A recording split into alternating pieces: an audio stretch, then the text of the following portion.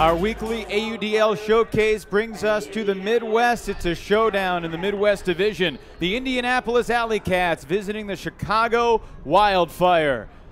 A breezy day in the Windy City. The Wildfire looking to hold serve at home. These two rivals have already met once this season, and you might call the first meeting an upset. Chicago looking for revenge. We'll take a look at the standings. The Madison Radicals in first in the Midwest. Everybody jockeying for position. Indianapolis and Chicago neck and neck as they face each other for the second and final time this year. Good evening, everybody. Evan Lepler alongside Megan Tormey, Perennials Nationals competitor. So great to have you with us, Megan. We just saw the standings. Everything's so close. What do you make of this dynamic right now in the Midwest Division? In the Midwest Division, things are very exciting. We've seen teams lose to one another and beat one another. For example, the Indianapolis AlleyCats beat the Minnesota Windchill, but lost to the Madison Radicals, who also lost to the Minnesota Windchill. So things are very up in the air right now. It's an exciting time to watch the Midwestern Division. In the East, you have a favorite. Toronto's undefeated. In the West, San Jose is unbeaten. But in the Midwest, everybody's knocking off each other, including a few weeks back when Indianapolis took down Chicago. This is a Wildfire team that a year ago didn't lose to anybody except Madison, but this year they've lost to Cincinnati. The Wildfire has also lost to Indianapolis. What's your perspective on Chicago's position in the division right now? Well, it's tenuous at best. They, of course, have to come back and win more games than they have been so far to maintain their position in the Midwest. We were, I think, all surprised to see them go down to the Cincinnati Revolution and the Indianapolis AlleyCats, but that just goes to show that a lot of work has been done in the Midwest during the offseason to make for stronger teams. It's a windy night. The disc's going to be flying everywhere, but there's a lot of record-breaking individual performers that we're going to see today. Let's check out some of the key guys for Indianapolis. You talk about guys like Travis Carpenter defensively, but it's really the offense led by Cameron Brock and Keenan Blue, two guys that really rack up the stats. Yeah, Cameron Brock boasts 30 goals, which makes him a record setter in the AUDL. He's tied right now with Tyler DiGeronimo with 30 goals. That is absolutely incredible. And then number 37, Travis Carpenter, talk about a defensive nightmare with 11 Ds under his belt. But not only that, 3 goals and 6 assists. He's clearly doing his job on the defense to generate the turns and then improve their conversion rate. And then number 1, Keenan Blue, he's under-discussed in the AUDL, if you ask my opinion. He has 20 goals, 18 assists, but that is not all that we have to talk about when we're talking about Keenan. He has coached or played with so many individuals on the Indianapolis AlleyCats.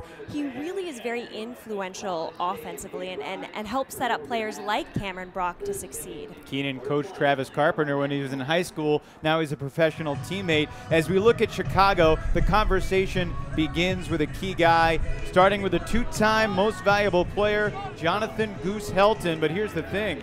The first time he was the MVP, he won the award as an AlleyCat, and now he's one of the captains of the Wildfire. And as you can see from his stats, he is an incredibly valuable player on the Chicago Wildfire. He has 60s. He's probably the most athletic player on the Chicago Wildfire. He trains incredibly hard to earn that title. But once he gets the disc, watch out. He's thrown 17 assists. That's the most that anyone on the Chicago Wildfire has thrown. But he's also scored 16 of their goals. So many of those assists have gone to A.J. Nelson, an incredible downfield target. Right, A.J. Nelson is the definition of a well-rounded athlete. He can throw, he can catch, and he's one of the most exciting players to watch on the Chicago Wildfire. He is very, very athletic, very physical, and he'll do whatever is necessary to make the catch. Ron Kubalanza, the player coach, 39 years young, but still, as you can see, very influential with 128 touches in Chicago's first 5 games. So we are underway, the opening pull on a breezy night in the Windy City. Indianapolis in the white and Chicago in the blue. These two teams meeting for the second time. Indianapolis with a surprise victory to many in the first meeting back in April.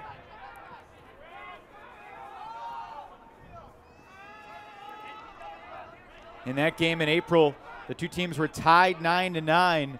And then Indy went on a big run. You were watching film on that earlier this week. What stood out to you about that contest, Megan? The ease with which the Indianapolis AlleyCats scored. It seemed as though the Chicago Wildfire seemed to be one step behind on defense. I know they've done a little bit of work this week to generate a few different defensive looks to slow down the offense of the Indianapolis AlleyCats, but they, as soon as they had the disc in their hand, it was very, very rarely contested by the Wildfire.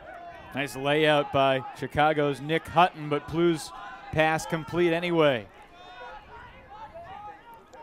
Back to the primary center handler, Twan, and now Kyle Cox, one of the captains, gets it to Joseph Carey, another key guy, and a D.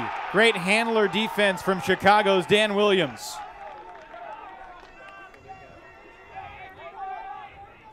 The primary puller for the defensive line, Dan Williams, who's originally from Minneapolis, having a really fine season for Chicago. Both these teams 3-2. Wildfire were missing some key players when they faced Indianapolis back in April, but they're missing some key players today as well. That's a deep shot looking for Greg Slover and defended. Joseph Carey gets it back for Indy. Yeah, on defense, the Wildfire are missing Dane Olson and Andrew Sheehan, both handlers on the defensive line. That should certainly impact their ability to convert turnovers into scores. It's a windy night, and Keenan Plu with a rare drop. So Williams will pick it up. Chicago trying to start with a break. The front of the end zone's the 10-yard line, and that little flick is over the head of Williams.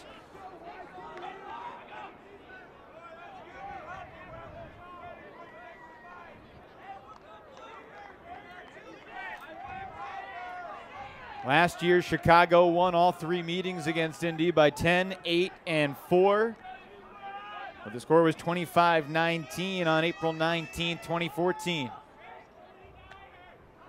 Little zone defense on this first point from Chicago, setting up on the goal line. Now trying to transition back to man, but it took Alex Derlicka-Wagner a while to find Plu. This is a deep shot. Incomplete. No, a late whistle. To the dismay of the Chicago fans, this disc will stay with the AlleyCats. The referees for today's game, Josh Cooper's the head ref with Jeff Orcutt, Rich Aycock, and Joe Connerty. Take a look.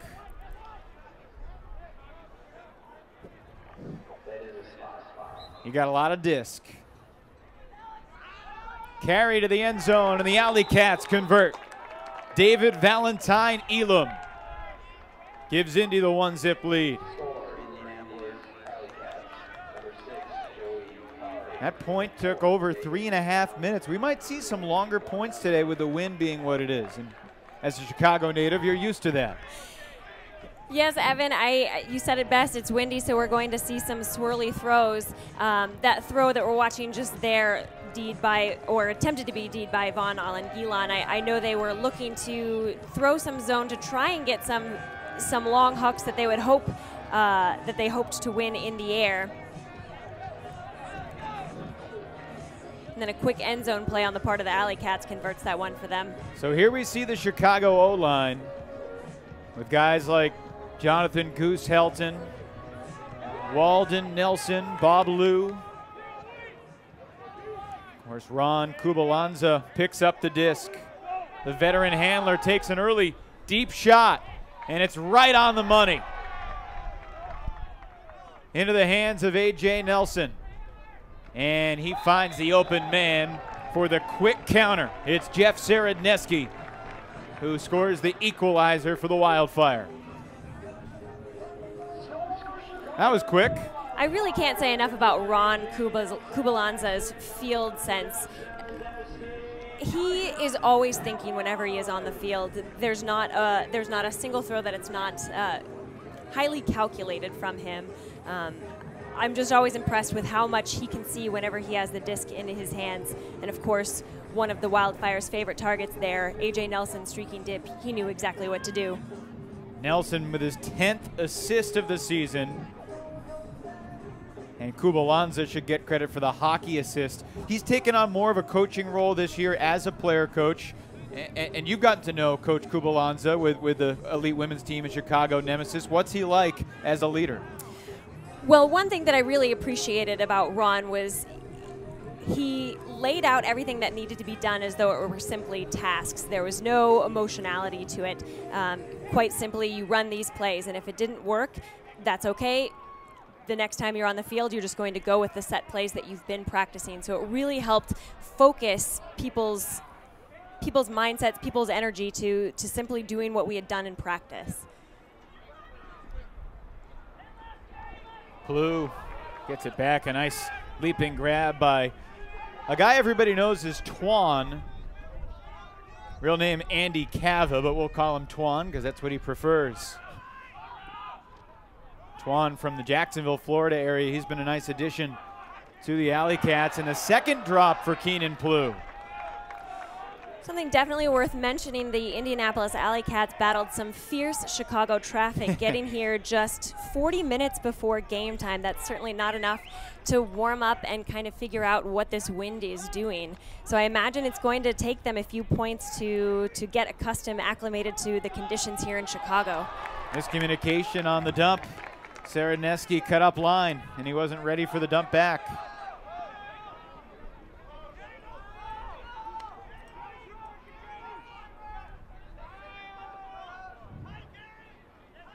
Carry ahead for Valentine Elam.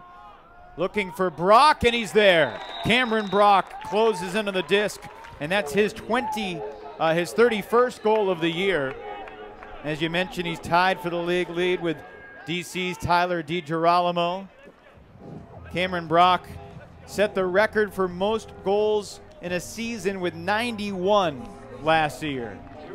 Which is really remarkable given that he was out for a few games due to medical reasons.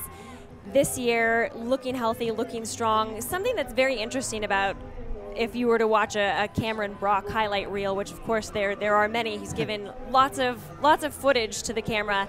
All of his catches seem to be pretty effortless, which just shows how smart he is at setting himself up. How intelligent of a player he is, that for the most part he's just running to the disc. However, he's incredibly athletic, a great jumper. He can and will make a play if he needs to.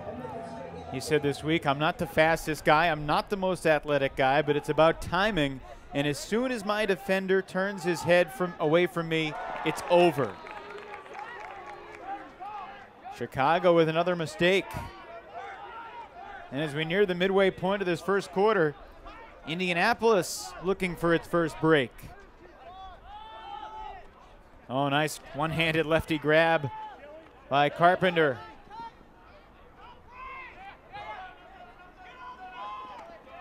This is the Indy defense against the Chicago offense.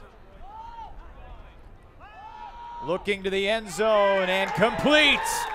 Past the layout bid from Saraneski and into the hands of Chris Elworth. Elworth suffered a shoulder injury a couple weeks ago. It was not clear whether he would play in this game, but he's making an impact early.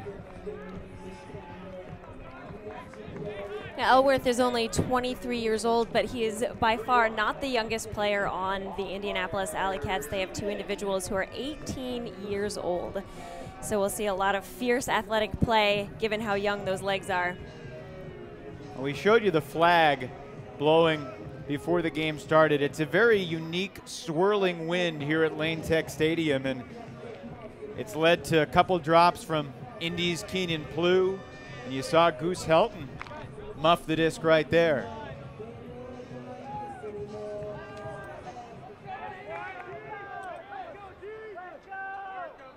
So Chicago under some pressure to put this one in. Bob Lou has been called a wizard with the disc. Exton Titcomb, a member of Seattle Sockeye, the runner-ups this past year, Up top for Helton and defended by Carpenter. Travis Carpenter, the Callahan nominee for Indiana Wesleyan. He's still in school. A difference maker in the pro ranks. And now the deep shot. Hutton in pursuit. And Chicago might need to take a timeout. Indy with another break, and it's 4-1 in the first. So we'll take a look at that play again in just a minute, but something very interesting to point out, the Indianapolis AlleyCats are not nearly as tall as the Chicago Wildfire. I know the Wildfire were hoping to win just a few more jump balls, but the Indianapolis AlleyCats offense is great at setting up those huck plays. They give the person running deep just enough space to work in the end zone however they need. And you notice that Dan Williams was a few steps off of his player. Carlton to Hutton for the score. But it was Carpenter's great D that set it up. You can see the Chicago breeze, not to be confused with the DC breeze.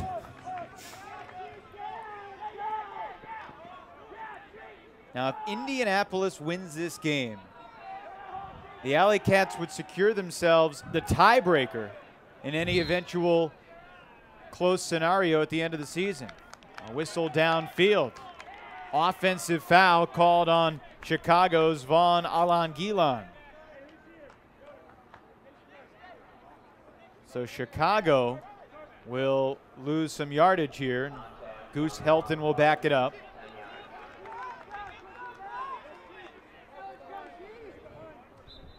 Now Chicago has not played Madison yet. A team that was their nemesis last year, no pun intended.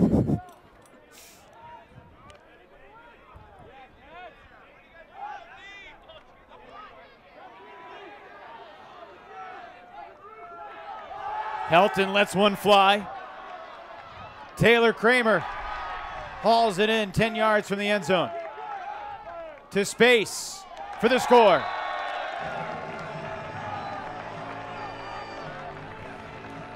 A.J. Nelson already had an assist. Now he has his first goal, and Chicago needed that. Absolutely. Goose Helton opening up the field with that long bomb.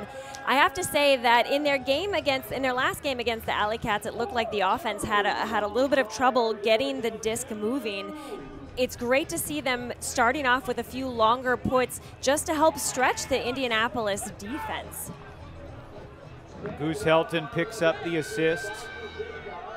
He holds the record for most Ds in a season and the most Ds in a single game. He had 8 Ds April of 2013, a game against Cincinnati. When you think of Jonathan Helton, do you think of him as a scorer, as a key assist guy, or as a defender? What's his greatest strength? I think that Goose's greatest strength is definitely on defense. I know right now his stats, I think A.J. Nelson has one more on him, but it's young. Season's young. This season is still young. As I mentioned, Goose is such an athletic player, and he works so hard. He's very good at allowing his player to get just one step ahead of him and then catching up to secure that D, either through a layout or simply a run through. Chicago's defense doing some switching downfield. Try to cut off some underneath. Great layout there, but unable to get the disc. And now Cameron Brock back to Plough. Those two were teammates at Ball State.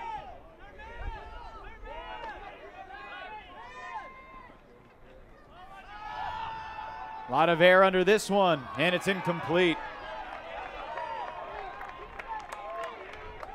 You know, guys like Plough and Brock and Helton really have a lot in common in that they started playing Ultimate pretty late, and it's amazing to watch them become some of the best players in the sport, despite the fact that, you know, unlike folks in Toronto or Montreal or Seattle or San Fran, they weren't playing when they were in middle school.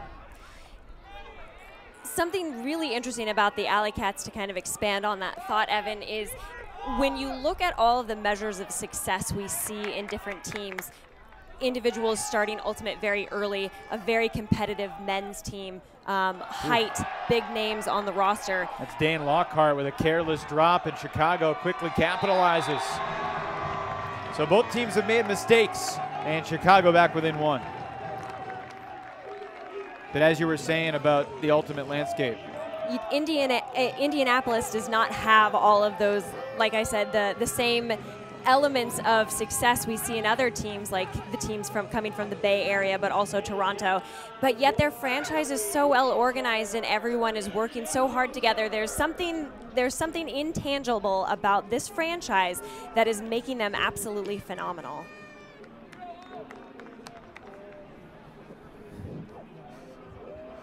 Not sure the referee's supposed to high-five the goal scorer. Casey Degnan, 34-year-old, originally from Raleigh, North Carolina, hauled it in. And now it's Gary Ladone to pull. Rolls near the sidelines where Brian Ventura scoops it up to the middle of the field for Twan. Double team arrives and sacrificing about 10 yards to get the dump. Chicago's been a team that's played almost exclusively man-to-man, but we're seeing the Wildfire mix it up defensively here. Yeah, their loss against the Indianapolis AlleyCats was particularly humbling because they weren't able to adjust as they thought they should be able to when the game started going south for them. So, like I said, this week they've been working on just a few different defensive looks so they can mix things up, kind of slow things down for the Indianapolis AlleyCats. In and out and back into the hands of Brian Ventura. Worth noting, Travis Carpenter on the line for this O-point for Indy. Certainly a versatile threat, known more for his defense. A nice break. Indy on the brink. And through the hands of Joseph Carey in the end zone. Carey had a huge game against Chicago on April 19th. He finished with 4 goals and 7 assists. Both those numbers surpassed his stats for the entirety of the 2013 season. So he has really taken a step forward. His teammates call him Keenan 2.0, just like Keenan Blue. He's a short, quick cutter. And that one's out of bounds.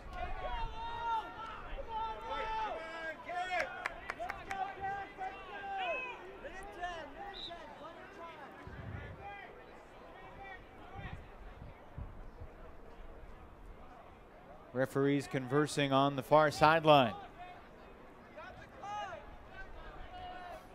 Indianapolis, coached by Jared Payne, who played for Machine at one point, graduate of Indiana University. Drew Shepard and Eric Leonard assisting for the AlleyCats. Timeout called on the field. It'll be Indianapolis's disc. 58 seconds to go in the first quarter. The AlleyCats leading by 1.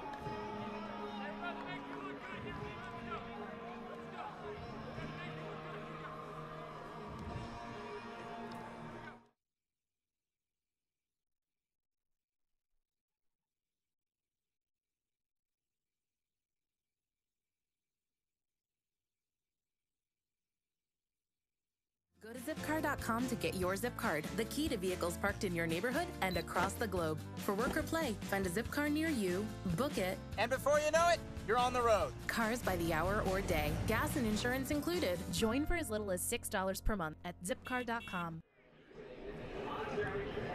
Welcome back to Lane Tech Stadium, everybody. Great to have you with us for the AUDL on ESPN. It's week number 5 of our showcase, but this is game number 6 for both the Wildfire and the AlleyCats. Indianapolis coming off a big win this past Sunday against Minnesota after the AlleyCats were humbled a little bit on Saturday against Madison. So those back-to-back weekends are tough. And to get the win on the road against a Winchell team that the previous weekend had knocked off Madison, really creating some chaos in this Midwest division. Yeah, it was a very hard-fought game between the Indianapolis AlleyCats and the wind chill. Quite a few turns, not necessarily due to sloppy play. I think the wind was kind of swirly there too, but it was really interesting to see both those teams battle it out defensively. Obviously, Chicago with the disc as the referees converge, but Another careless drop. A.J. Nelson doesn't do that very often. 6'4" cutter out of Northwestern. Stephen Nagy connects forward with Peter Carlton. A nice inside flick break. And to the end zone for the AlleyCats. It's Rick Gross who hauls it in. One of the AlleyCat rookies who can jump out of the gym. Never played Ultimate in college, but he's been, one of his teammates said, by far the biggest surprise this year with his involvement in the offense. In Indianapolis, back up by 2. Something interesting about Rick Gross, he tried out for the AlleyCats last year, but never got the email inviting him back to the second tryout, which he indeed was invited to the second tryout. So he's very excited to finally be on the team this year.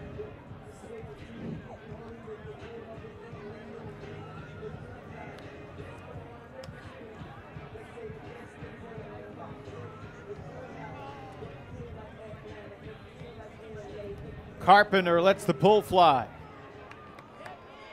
Carpenter was playing in the AUDL as a 18-year-old 2 seasons ago, the youngest player in the league then. Here's Goose Helton.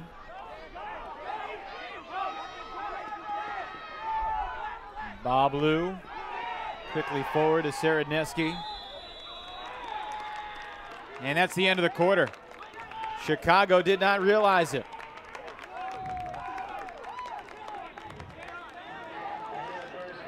Well, the Wildfire had visions of making a statement early in this game, but so far it has been the AlleyCats, the more tenacious, aggressive, and efficient club. After 12 minutes, it's Indianapolis 5, Chicago 3. Second quarter action when we come back to Lane Tech Stadium in the Windy City.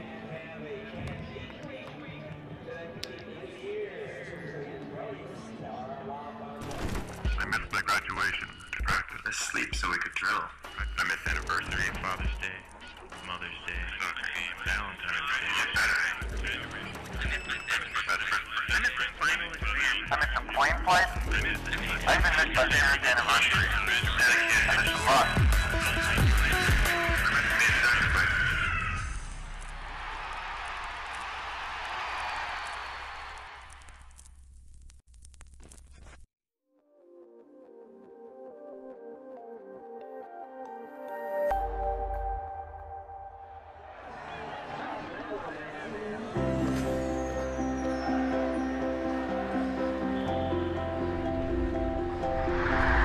Coming down the ice. He's coming around the net. Centering pass. Oh, look at this. A break for Canada. He shoots. He scores. Canada wins in overtime. Canada back on top of the world.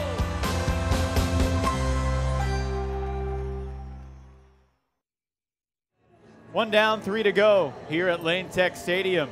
Second quarter about to begin. The AlleyCats leading 5-3.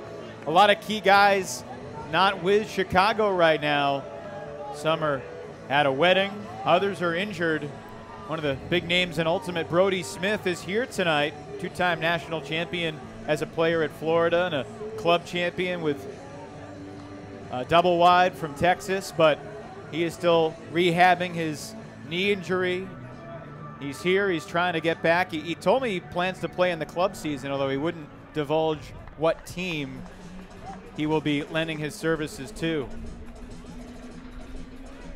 I think the absence of Brody is hurting the Wildfire in terms of their ability to get a point started early. And then I mentioned the absence of Andrew Sheehan and Dane Olson being huge for them defensively. I think this is where the Wildfire are hurting right now, slowing down the Indianapolis offense.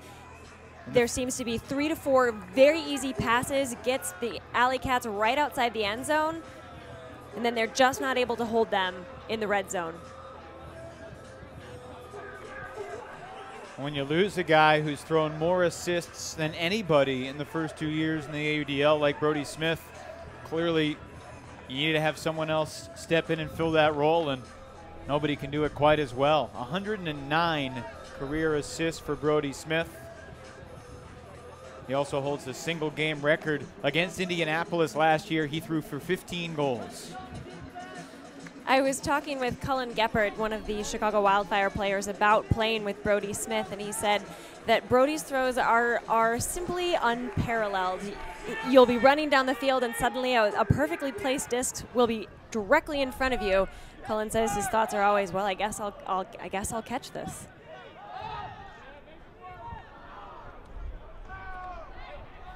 So the Wildfire with the disc to begin the second quarter. Trying to capitalize on the aggressive double team near the sideline. Ahead to Helton. Look into the end zone. Saradneski for the score.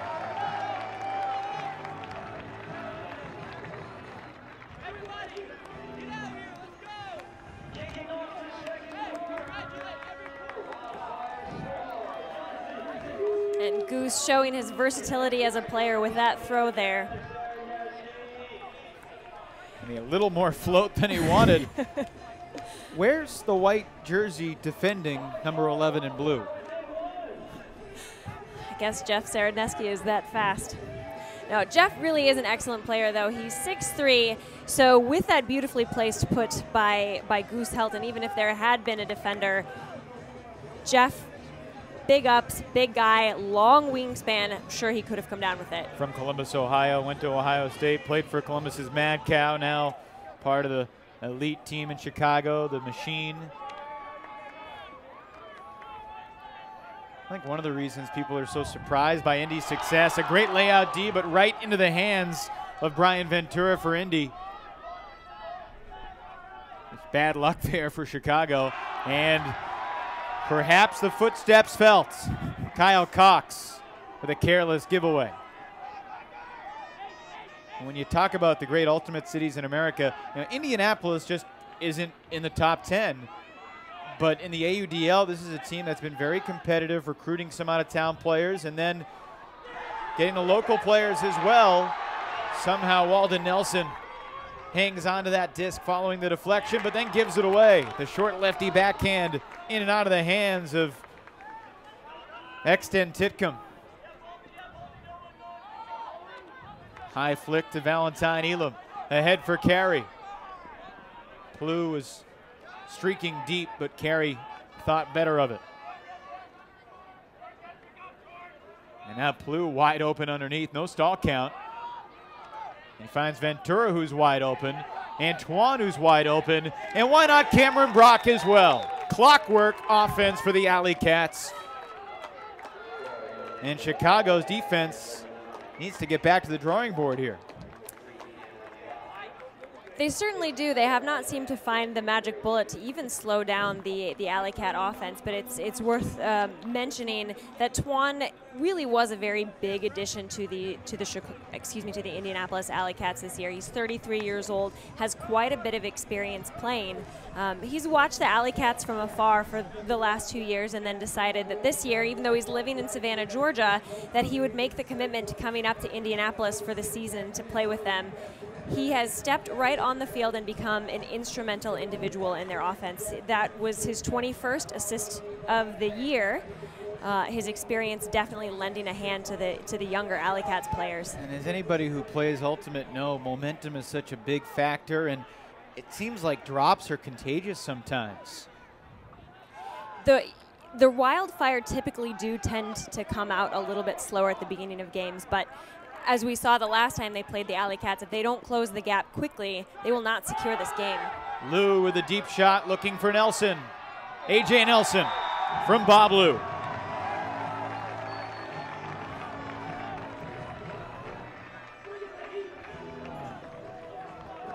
An important response from Chicago.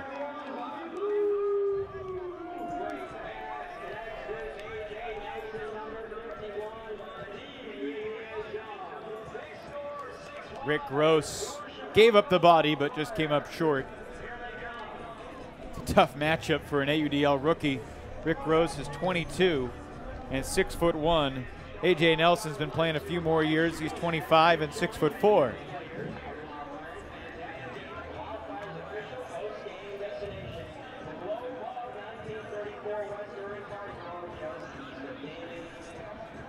Williams, who has pulled more than anybody else on the Chicago team, lets this one fly.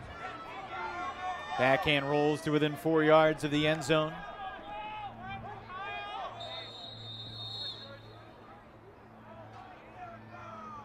And a whistle downfield, Josh Cooper.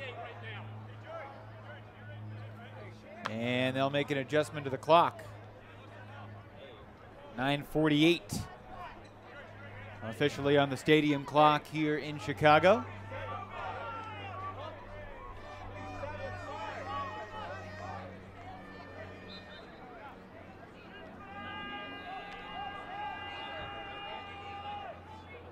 So what do you see from Chicago defensively? Well, there's another careless turnover. Doesn't seem like the Wildfire putting a lot of pressure on these AlleyCat handlers. Chicago with a quick response, the lefty backhand. Greg Slover, the recipient for Chicago. We're tied 6-all. You're right, Evan, earlier when you were asking about the handler defense. I think that is primarily where the Wildfire are losing this game. They just cannot seem to stop the offensive flow that the AlleyCats are putting forth, even with different looks. Chris Vandervoort with a high release lefty backhand to the end zone. I was chatting with Brody Smith about that high release lefty backhand thrown mostly by right-handers in Ultimate, something that really wasn't too common in the game 4, 5, 6 years ago, but more and more at the high levels, you see it's such an effective weapon against a tight mark.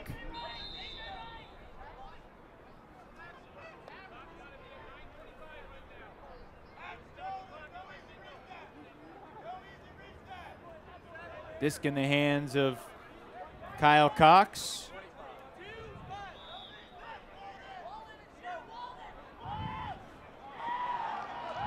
Scooped out of the sky by George Hughes Strange.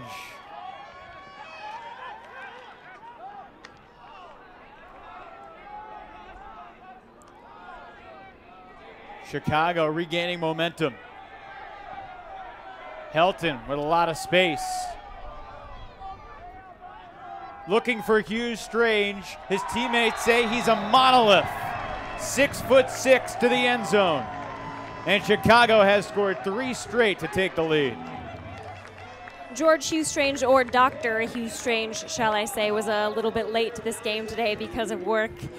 Clearly coming in and making a very impactful statement with that score there. Very vocal on the field. George helped get that point going, not only by that save, but by also helping move the disc.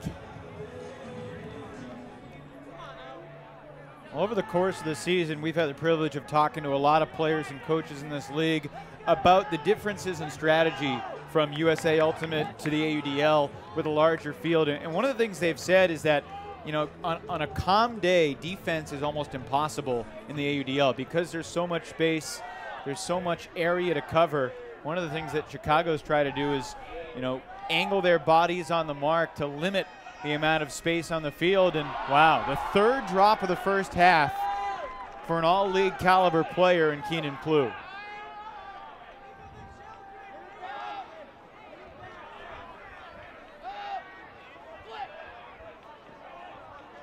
Ledone saved by Derlica Wagner.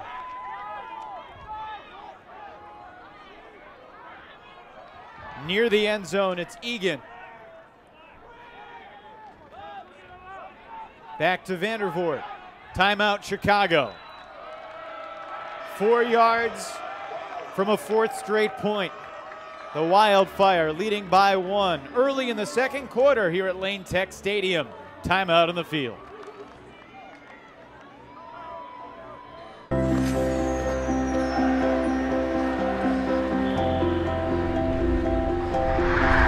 He's coming down the ice. He's coming around the net. Centering pass. Oh, look at this. A break for Canada. He shoots. He scores. Canada wins in overtime. Canada back on top of the world.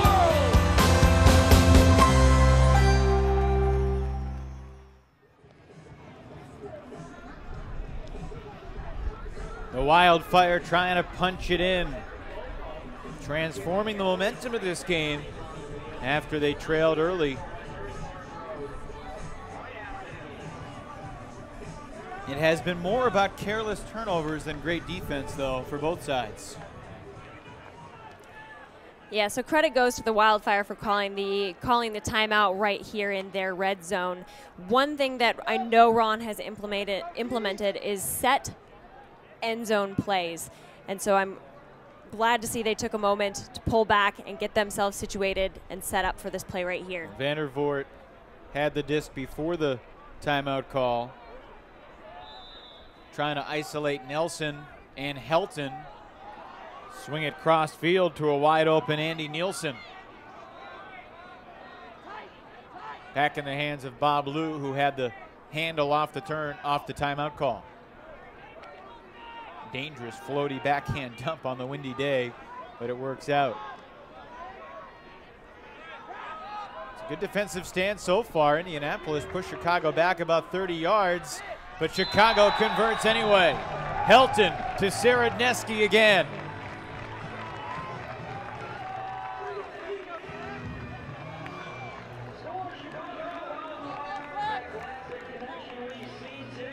Jonathan Helton got the name Goose because when he was in college, he used to change his voicemail all the time, and for a while he would have rhyming voicemails. His teammates started calling him Mother Goose, and they dropped the mother. He's simply Goose. He's one of the greats in the game. The two-time defending MVP picks up another assist for Chicago.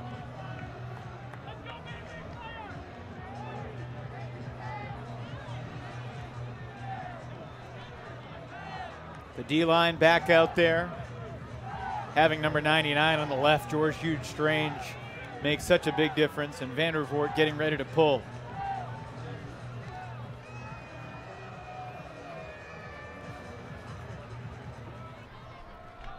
Lefty backhand nearly hit Keenan Plew. If it had and dropped, it would have been a turnover.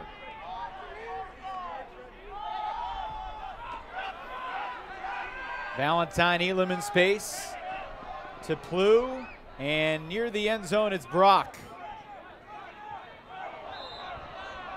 A whistle, that wasn't 7 seconds. And a foul on Chicago. That would have been the quickest 7-second stall count I've ever seen. Brock, known much more as a receiver than a handler, and he gets shouldered to the ground.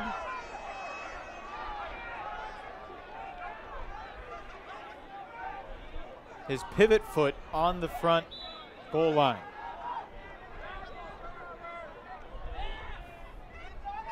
Brock clears out.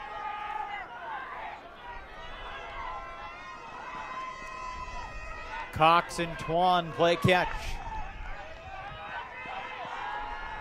To Brock. An emphatic spike to bring Indianapolis within one. Hughes Strange and Brock collide.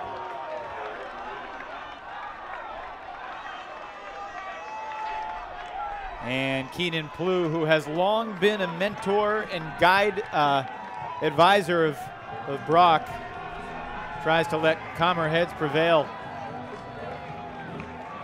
Cameron Brock almost didn't try out for the AlleyCats because he's a big Denver Broncos fan. And on the day of the tryouts, the Broncos were playing the Lions.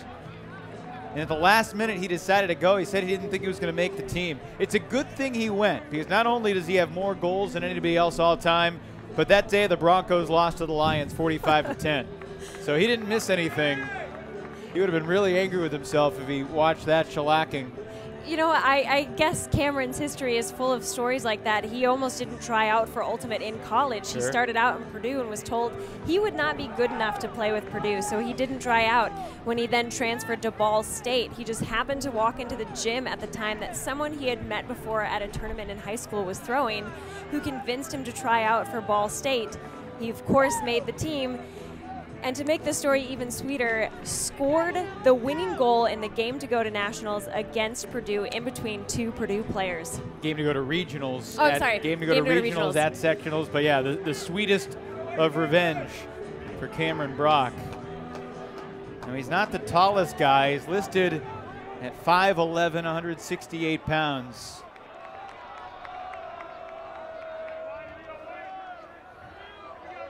So under 7 minutes to go in the second quarter.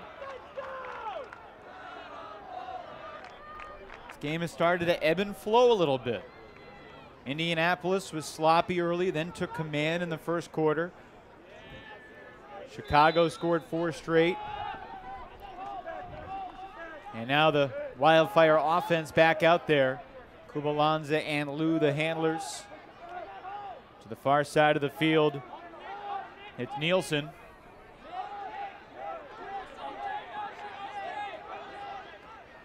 Saradneski, the cutter.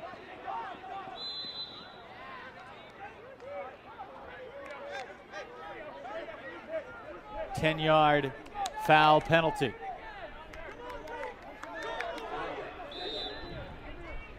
Saradneski breaks the double team mark with a flick. You hear the fire calls from the sideline generally indicate switching out of the junk defense into the man.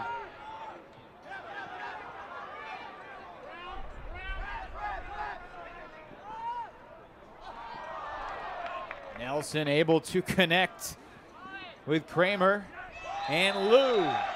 More often throwing than receiving the scores, but this time Bob Lou hauls it in for Chicago. I'm sure that was a bit of surprise for his defender, who was undoubtedly expecting him to stay outside the end zone. Maybe we can see that up the line cut by Bob Lou again, showing that he has speed in addition to great throws. Just his 3rd goal of the year. Rick Grouse, more than anybody on Indianapolis, has been throwing his body around. Kramer juggled the catch, and then watch Lou coming up line here. And you said it, Megan, his defender just was expecting him to fake the up line cut and then perhaps go for the swing. Really an impossible to defend cut. If you're a younger player, as a handler, you're coming to the disc, you sell it, either the fake dump or go up line, fake up line, go dump. That's how you get a disc off the sideline. In and out of the hands of Joseph Carey. Chicago is not led by more than 2 yet.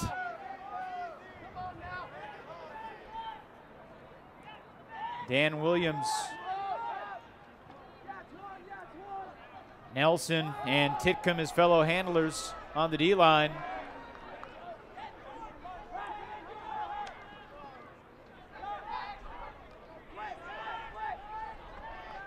Williams to Slover.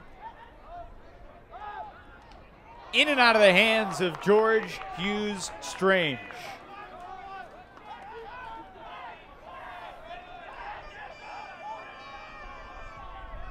Indianapolis 75 yards from the end zone. Nearly a Callahan, but a D on the goal line.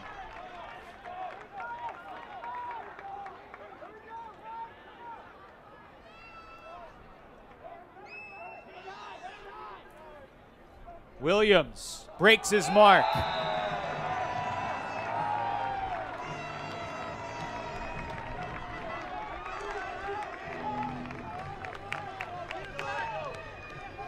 Von Alangila the score, and Chicago, once down 6-4, has now ridden a 6-1 rally to a 3-goal lead. So that D right there is indicative of what the Wildfire really needed to do earlier in this game to close the gap. They have been letting the Indianapolis AlleyCats get off wide throws all game long. So the fact that they actually challenged the handlers there, huge. The fact that it was on their end zone, even better for them.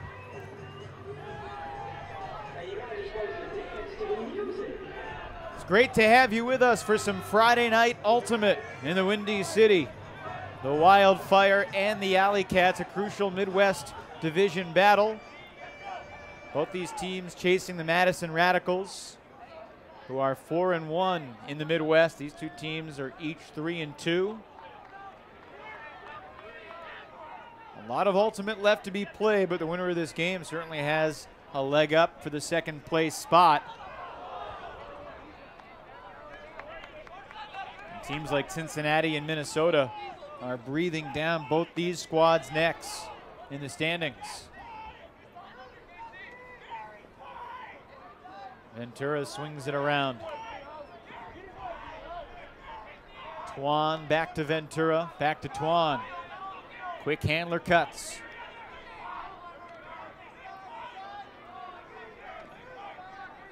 "30 yards from the end zone, Keenan Plew. Valentine Elam just lost it. I'm so surprised, Evan, by the simple drops that I've seen in this game.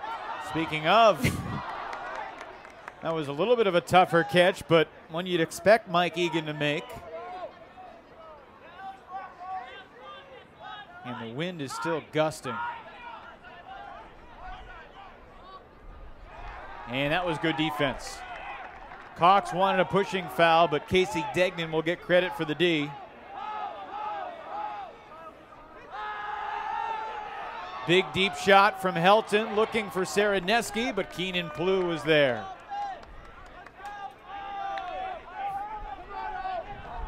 Plew's another guy. He said he hated Ultimate when he first found the game, then grew to love it. Worked as a physical education and health teacher. Loves bringing the game to young people.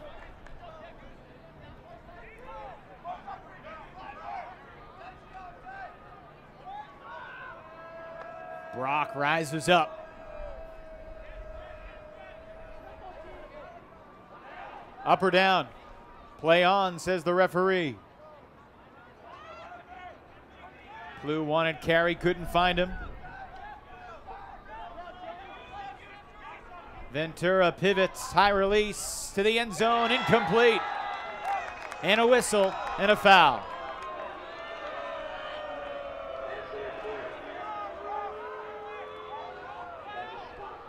It looked like Tuan stopped the rotation, but the body contact caused him to drop the disc.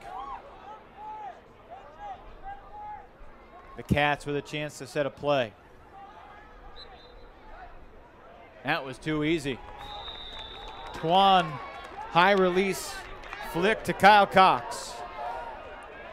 Yeah, within the first half, Tuan has shown that he's very comfortable moving the disc a great distance over the top of players. That high release flick, not everyone can do that with as great of execution as he just did. Makes him an incredibly hard person to defend, but a dangerous person to put a double team on for that exact reason. So the AlleyCats back within 2 at 10-8. Was this a foul? Tuan went to the referee immediately. If it wasn't a foul, it was pretty good acting. And then forcing Helton to rethink that double team next time around. Just inside the pylon. That pull landed perfectly. Deep in their own end zone.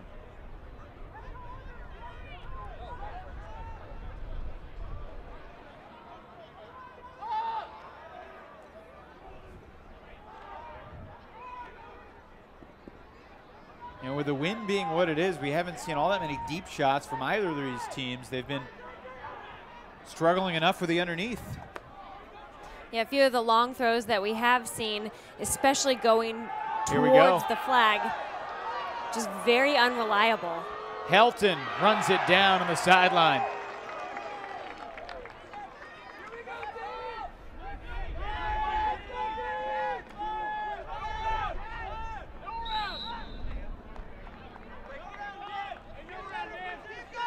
Foul on the mark. Kramer will gain 10 yards. 6 yards away and into the end zone for A.J. Nelson.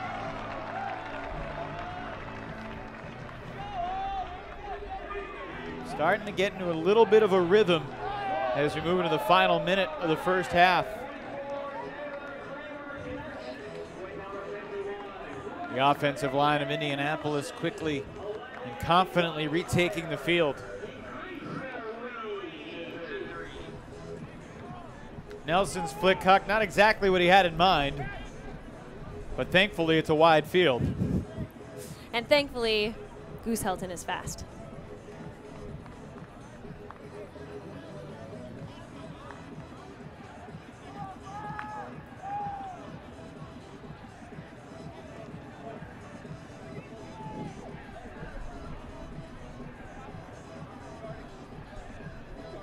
Williams with under a minute to go in the first half.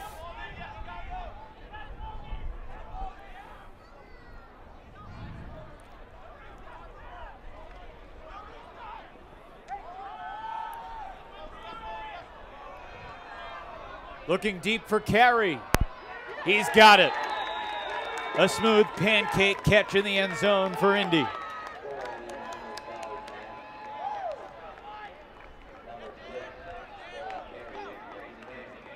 Joseph Carey at one point earlier this year was primarily a D-line handler, but he's become such a valuable cutter that he's moved into that role on the offensive line.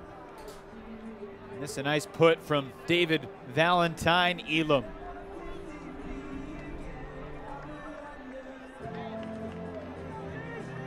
On that point, Chicago just playing catch-up defensively.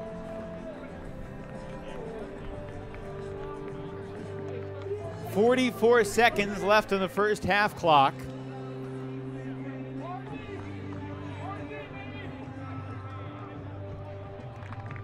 Carpenter with a pull.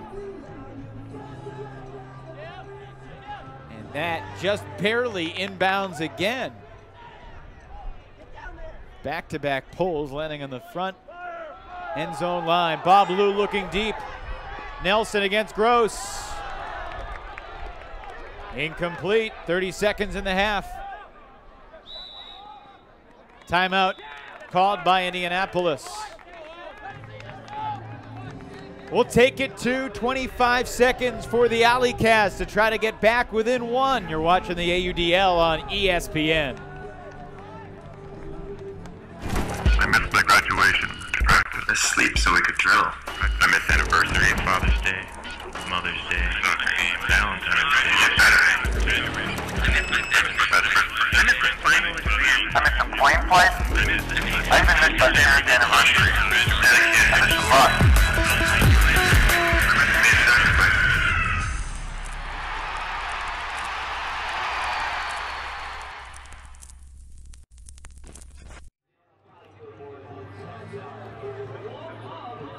Eric Leonard is the offensive coordinator, so to speak, for Indy, trying to strategize the last shot of the first half.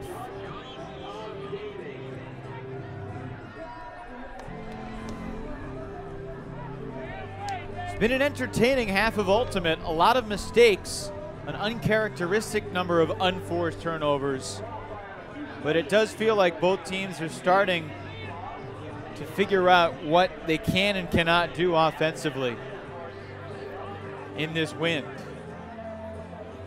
A huge double team with George Hughes Strange on the mark. Quick release.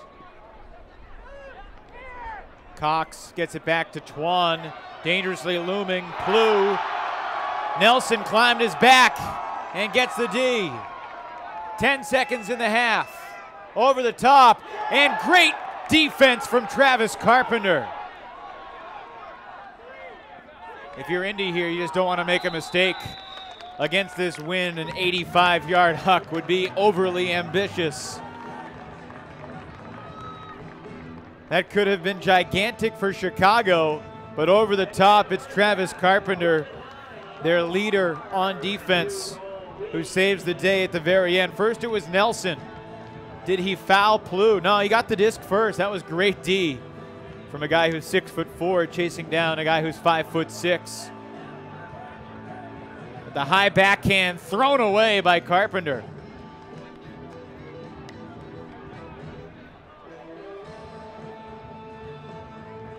The halftime score here in Chicago. The Wildfire leads it 11-9.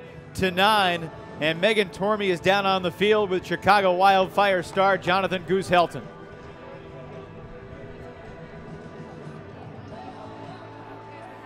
Of trouble stopping the Indianapolis AlleyCat offense. Was that simply because you were just implementing these new defenses, or was there something else going on with the AlleyCat offense that you were having trouble defending?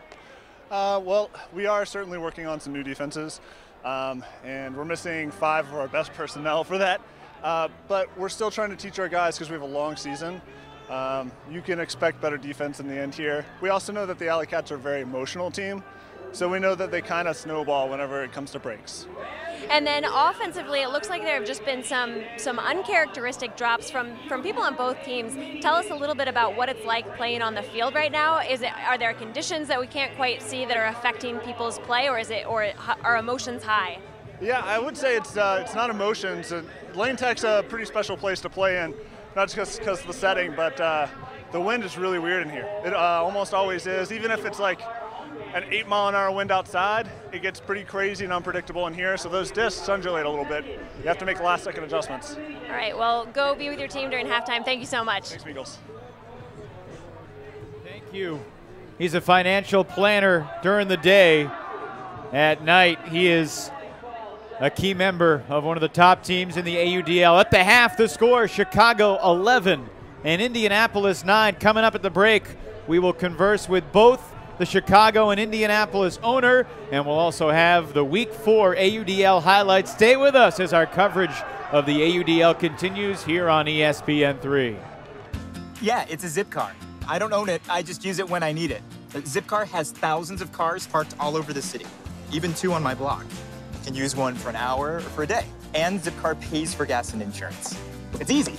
Go to Zipcar.com to get your Zipcard, the key to vehicles parked in your neighborhood and across the globe. For work or play, find a Zipcar near you, book it, And before you know it, you're on the road. cars by the hour or day, gas and insurance included. Join for as little as $6 per month at Zipcar.com.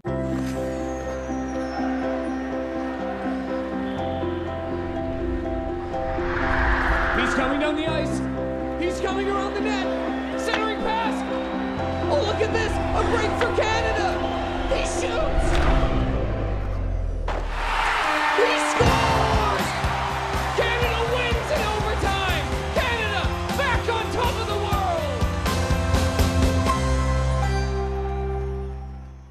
Steve, so I know you have a really interesting arrangement here in Chicago. You have partnered with Machine, the elite team from Chicago, to field the Wildfire roster. Tell me a little bit about how that arrangement came to be. Yeah, Migos, obviously Machine is the elite team here in Chicago and also one of the tops in the nation. So having talent from that team was imperative for the Wildfire to be as good as I wanted them to be. We had a great relationship early on with a couple of the captains that permeated through a few of the players that joined us last year. We just decided to build on that and merge some of the operations so that we could have joint practices, joint costs, things like that. So we felt there were efficiencies to that. It also provided us both with an opportunity to maximize the talent on both teams because we also have the same coach, as you know, as well. So it all just seemed to work real well and will continue for the foreseeable future. So there are a lot of other AUDL teams that have a large contingent of the elite men's team in their area on the team. Was it difficult for you to get everyone on board with this idea, even though the end goal was to promote both the Wildfire and the Ultimate program here in Chicago? Well, Migos, as you know, I was new to the Ultimate community last year, so yeah, it was difficult because I didn't really know anybody. Goose Helton was the first that I met. We just clicked immediately. That brought on Brody, and then we got to AJ and others. So the few that came on early, we developed a relationship, and then that just kind of spawned into the rest as well. As you probably know, Machine is an extremely close team.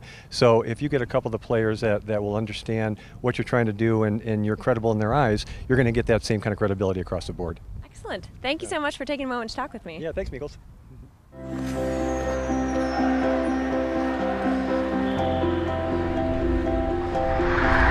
He's coming down the ice.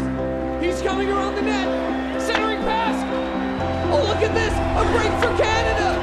He shoots. He scores. Canada wins in overtime. Canada back on top of the world.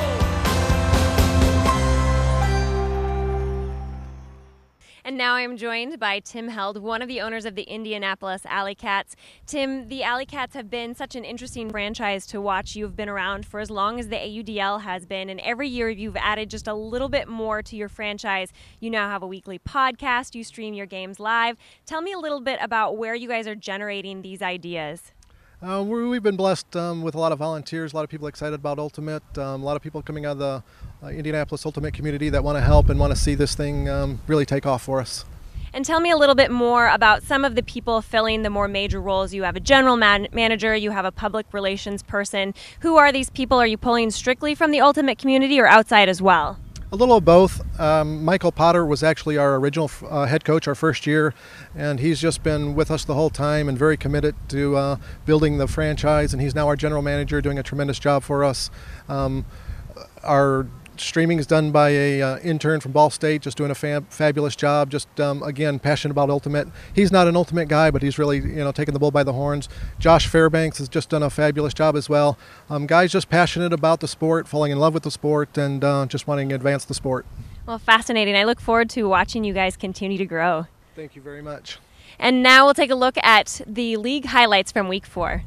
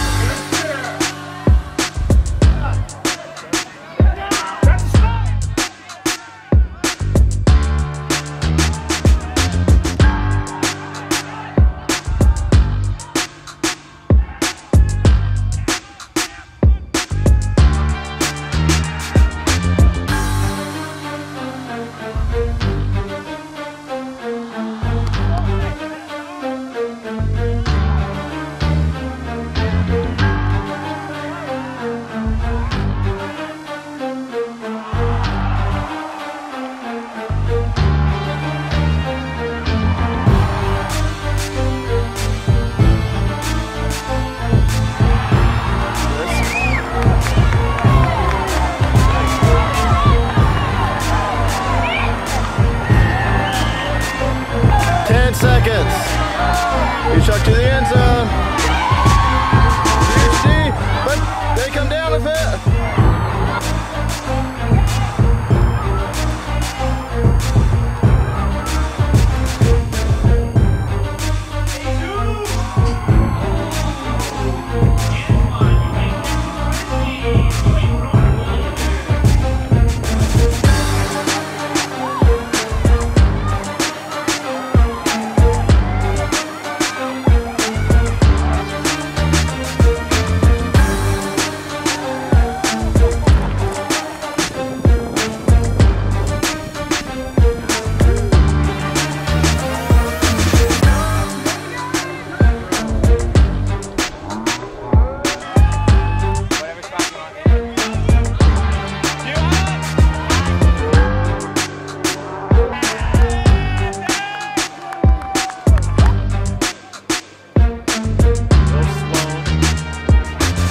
Ojo again gives up the body and makes another sensational play. Ferraro. Did he get a foot in? Yes, that was Burns. Ferraro let Burns make the play. Toronto disagrees with the ref's ruling. What a play to the end zone. Jeff Powell, are you kidding me? Their first 2 games without number 21, Jeff Powell.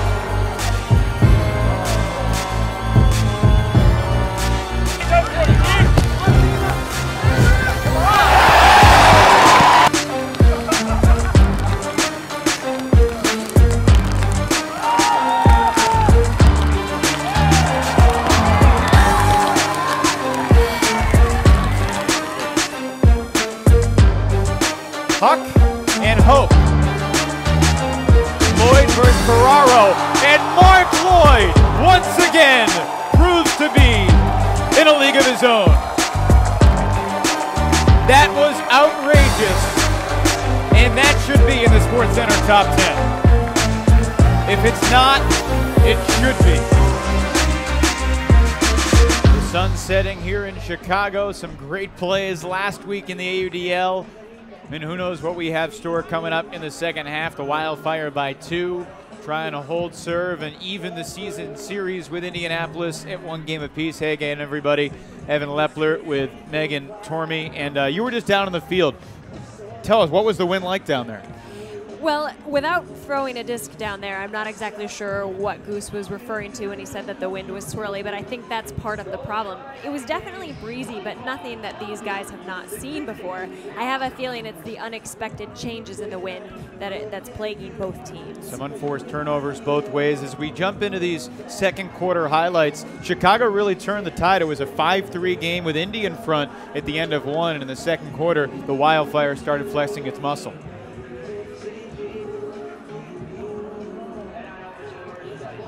Started with that high lefty release backhand from Vandervoort. George Hughes Strange made an impact once he arrived, and over the top, nothing Cameron Brock could do. Yeah, just in general, being a little bit better about moving the disc faster and stretching the field more is what has helped the Chicago Wildfire take the lead and stretch the lead. Also seeing different things from different players, Bob Lou running up the line to catch the disc, just people being a little more heads up and playing the game of ultimate. However, the Indianapolis AlleyCats still showing strong offensively. It's just that the Chicago Wildfire defense has tightened up a little bit in order for them to be able to get the disc more. And here we see A.J. Nelson stretching the field. That throw luckily caught by Goose Helton, the wind pushing it a little bit farther than he intended to. But certainly a changing in the tides of this game. One of the things about the wind being the way it is, it seems like neither team can feature their top guy as much. You know, we haven't seen Cameron Brock isolated deep. We haven't seen A.J. Nelson isolated deep more than 1 or 2 times. And it's because both teams have been more conservative. Do you see them trying to open it up more in the second half? Well, I think we've seen it in the second quarter that they've tried to play a little bit tighter, play the game that we know that they're both capable of playing. I think we'll continue to see that in this second half. Hopefully now everyone's adjusted to the wind conditions here at Lane Tech Stadium, so we won't see those very uncharacteristic drops from player like Keenan Palou on the AlleyCats and Mike Egan on the Wildfire.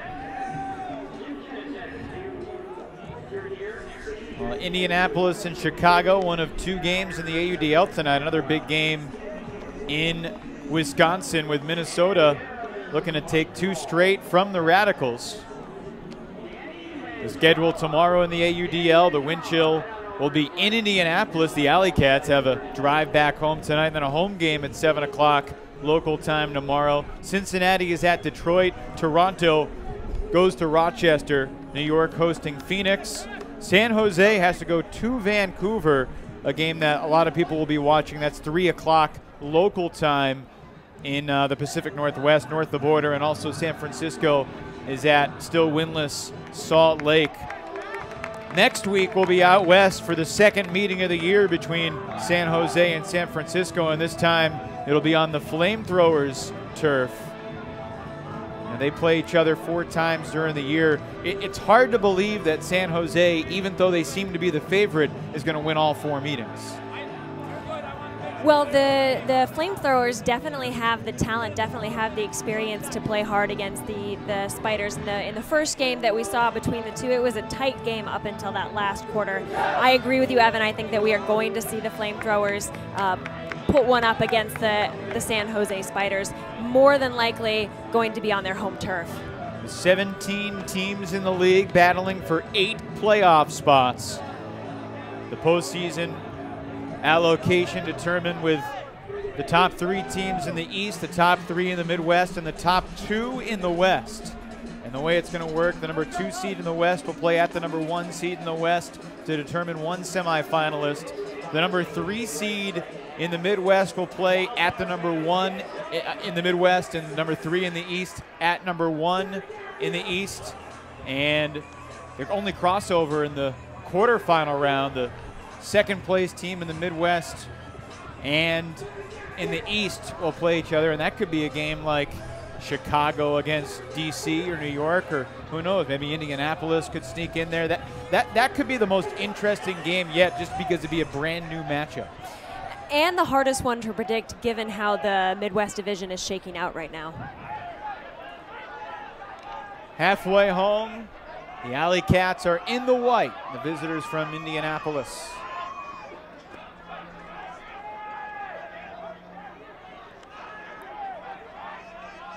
Cameron Brock was streaking deep. Helton there defensively. Carey swings it over to Valentine Elam.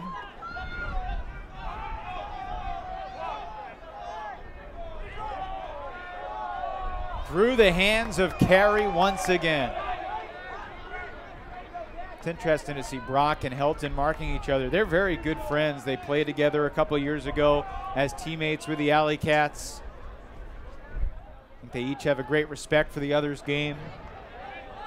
It's always fun to hear the banter between Goose Helton and the AlleyCats whenever these two match up. There's usually a few words shared on Twitter, but always in good fun. So Goose clearly holds warm ties with the AlleyCats even still. Looking deep for Hughes Strange and too far.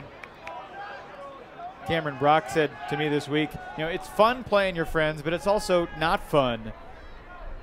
You know, there's the aspect of it that you want to beat them and it's fun to have bragging rights, but he said when we're not playing Chicago, I'm rooting for Goose. I'm rooting for the guys that I like on the team. I want them to do well.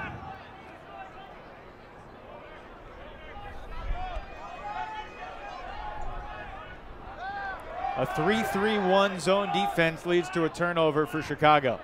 Wildfire take over. Helton directing traffic to the end zone, and the Wildfire strike first in the third. Williams to Alan Gilon for the score. The 3-3-1 defense, something that they worked on this week, something that Indianapolis hasn't seen before, in a crucial adjustment from Chicago. Goose did tell us that we would see that tighten up a little bit this second half, so I'm sure they spent a little time going over things, fine-tuning, positioning to help stop the AlleyCat flow.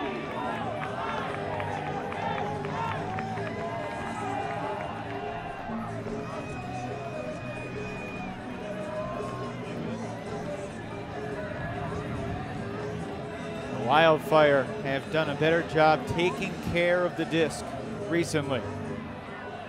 Vandervoort, the former University of Michigan Magnum player, now coaching at Northwestern.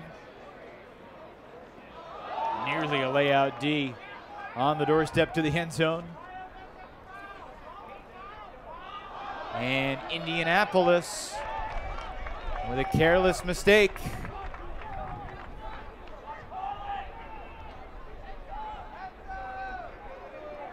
Rob Greenberg. That is high and still complete. Chicago again.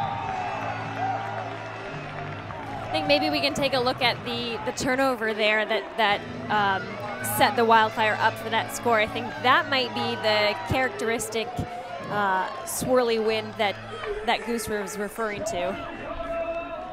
Ladone and Vandervoort both with their hands on the disc. Vandervoort finishes it off.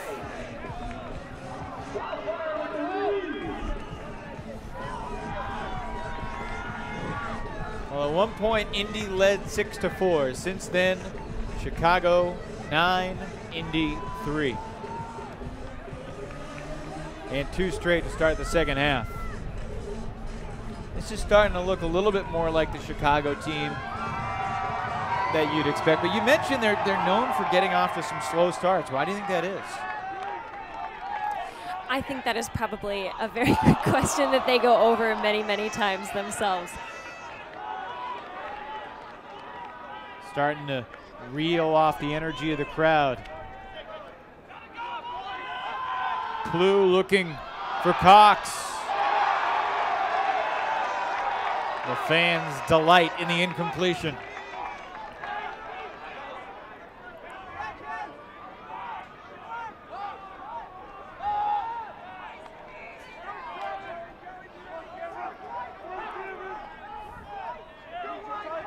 It's interesting to see the open side handler defender is often going for the double team on the middle handler.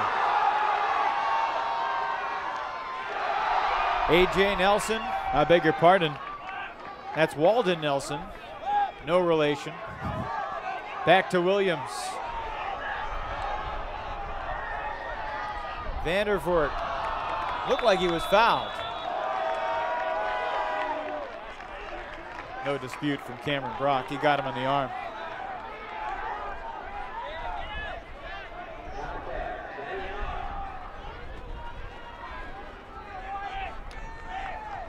If the AlleyCats have a huge end zone D in them, this would be the time for it.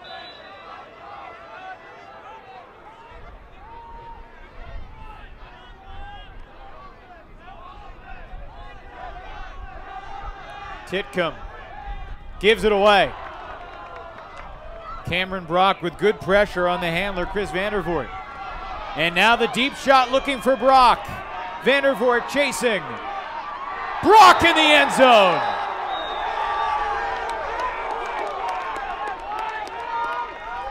That disc was held up there just long enough to give Vandervoort a hope. And to think there was a kid at Purdue who had the moxie to tell Cameron Brock that he probably wouldn't make the team, so you probably shouldn't even bother trying out. I think if there's a lesson to be learned here today, it's that Cameron Brock should go to any tryouts he's even thinking about attending. Perfect read, perfect timing.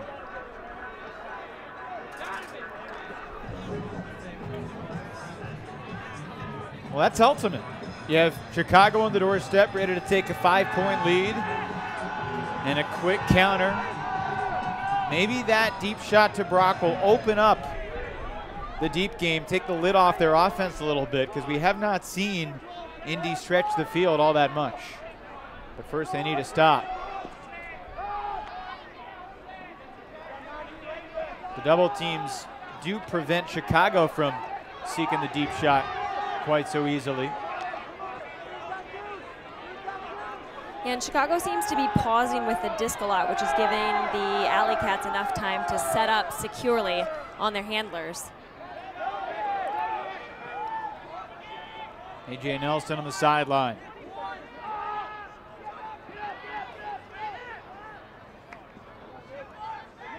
Kubalanza. Big underneath yardage gain to Nelson. And Helton drops it. Took his eyes off it at the last second.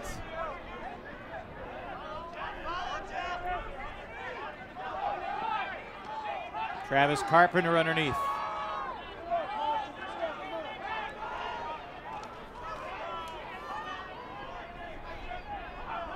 Gross flips it to Yoder. Jason Yoder look into the end zone, but not enough float on that forehand. Yeah, long throws in that direction have definitely been far less dependable. I think if we see the AlleyCats start to stretch the field just a little bit more, it will probably not be in this direction very often.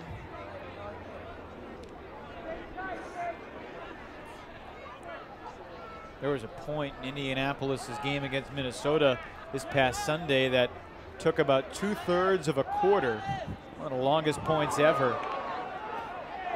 Both teams have had chances on this one.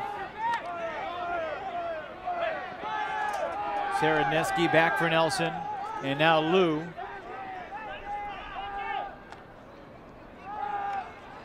Lou gets a reset to Goose. Kramer.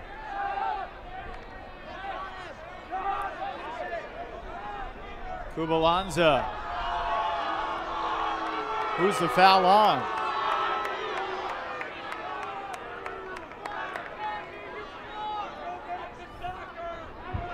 And it's on Indy.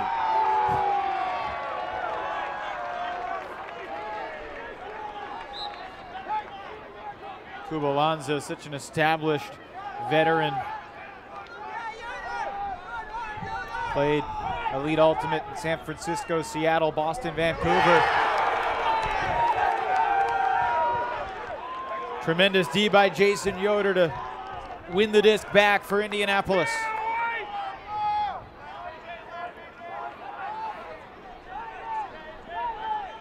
Under 4.5 to play in the third.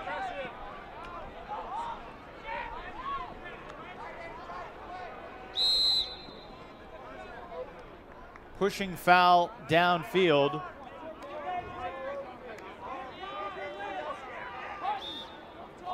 One of the things we need the referees to do is point immediately which direction the foul is going. They're pointing at the two players, but we weren't sure which one is on, and the foul is called on Nick Hutt, number 20 in white. That's a great point, Evan, and something I've said before. Big flick. So many things in the AUDL are new, including A.J. Nelson eats it up. The usage of referees.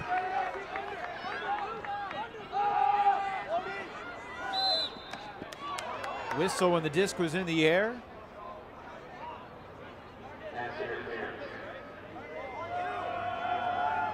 See, most of the players on the field right now don't know who that foul was on. We needed immediate point in one direction or the other.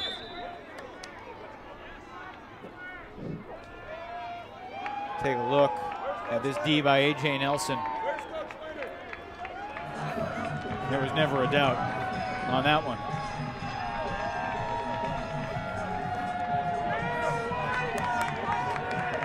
So Bob Lou is called for the push-off, and that gives Indianapolis the disc. Yoder triggers to Carpenter.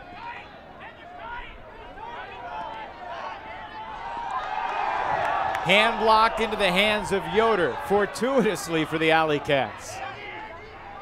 Looking deep, and Indy scores. Luke Broderick converts the break for the Cats.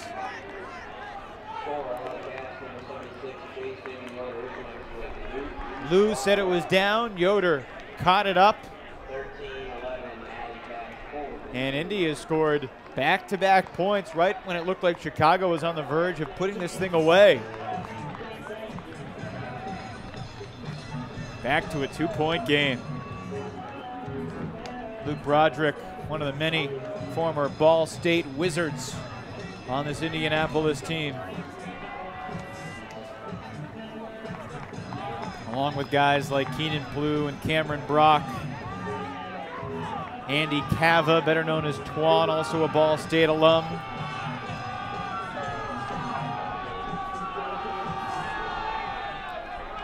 One of the reasons that Indianapolis hasn't really joined the Chicagos and the Bostons and the Atlantas and the Seattles, San Franciscos is that one of the great ultimate cities is because they haven't really congregated all of their talent.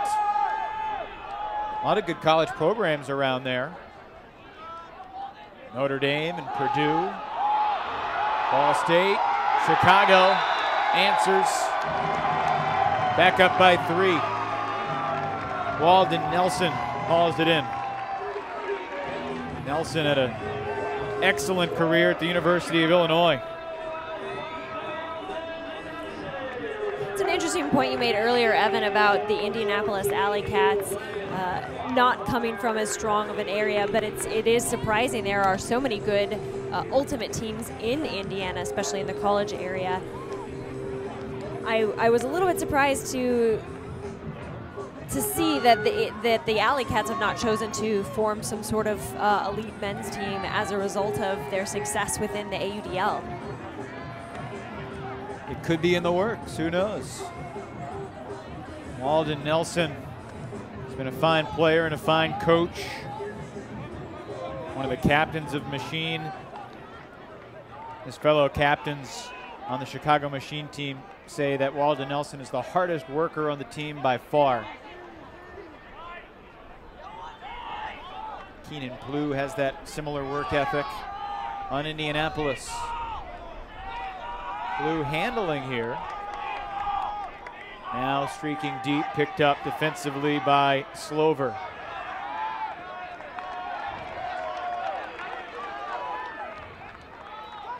Those are the kind of mistakes that might end up costing Indianapolis a road win here tonight.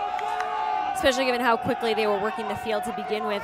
Evan, when you said earlier that the AlleyCats were not using their long game, it was kind of because the Wildfire were giving them so many looks underneath. It was just wiser to take the very open cuts.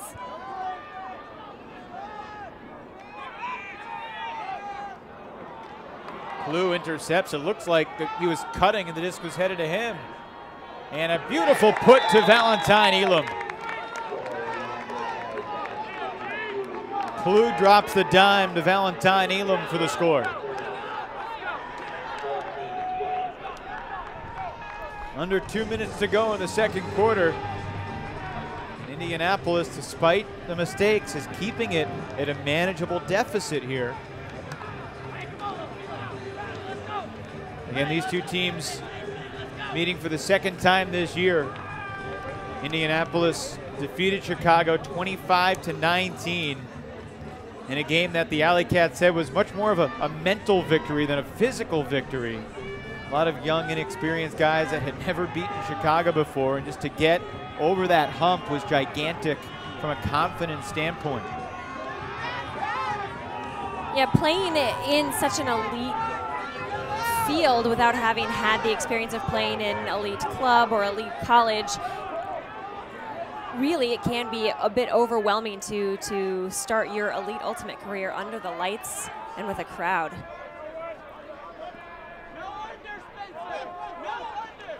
Saraneski hits Lou, the slippery handler. To the middle of the field, Nelson resets for Kumalanza. Kramer shoots one deep. Nielsen cannot haul it in. The AlleyCats could sneak within 1. The wind is still gusting. It may have died down a little bit, but it's much more of a crosswind. There's certainly not an upwind, downwind point. This is a downwind throw. From one sideline to the other. Stall count rising. Running out of time, he gets rid of it, finds Carpenter.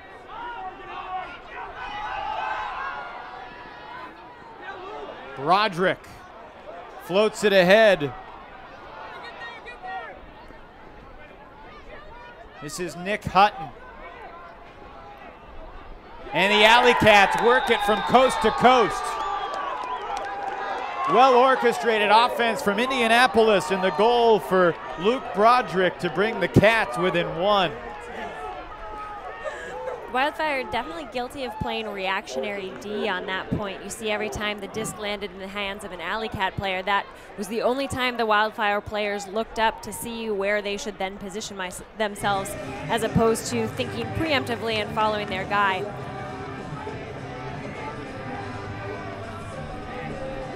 A nice, calm, relaxed offense near the goal line.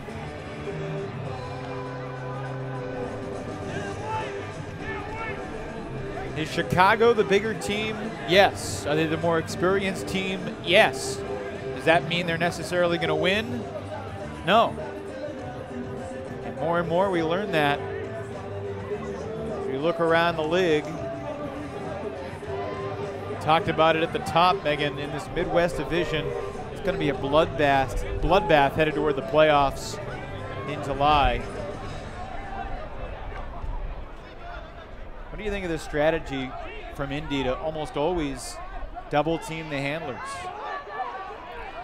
It does seem to slow up the Wildfire offense, makes them take a second look.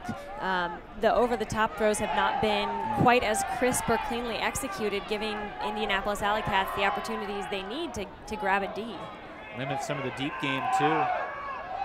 Oh, what a catch in the end zone. An absolute firecracker of a throw. Dan Williams unleashed a bullet.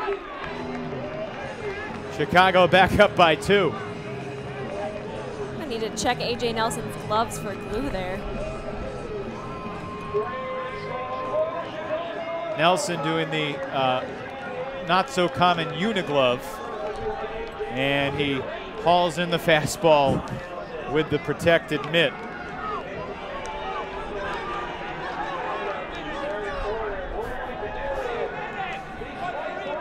Nelson doesn't make that catch.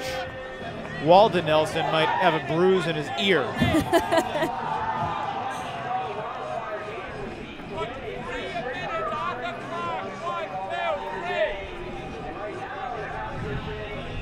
That's the end of the third quarter. The Wildfire strike right as time expires to take a 2-point lead as we take the turn for home here in Chicago. After 3, 15-13, the Wildfire lead the AlleyCats. You're watching the AUDL on ESPN. I missed my graduation, practice, asleep so we could drill. I missed anniversary, Father's Day, Mother's Day, Valentine's Day, Saturday. I missed my final exam. I missed some playing place. I even missed my parents' anniversary. I missed a lot.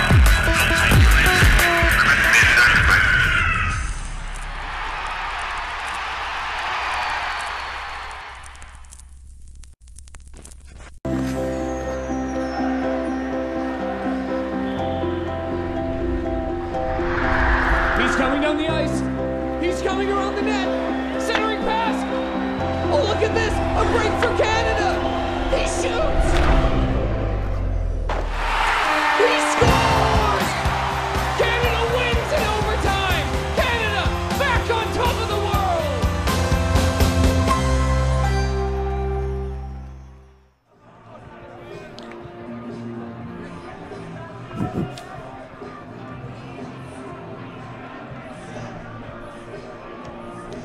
Welcome back to Lane Tech Stadium, everybody. In between the third and fourth quarters, some fans having some fun.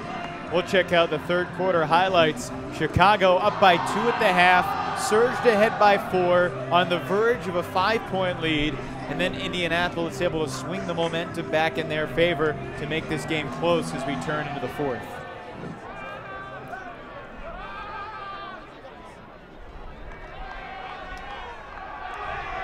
Deep shot to Cameron Brock, pulling it out of the sky over Vandervoort.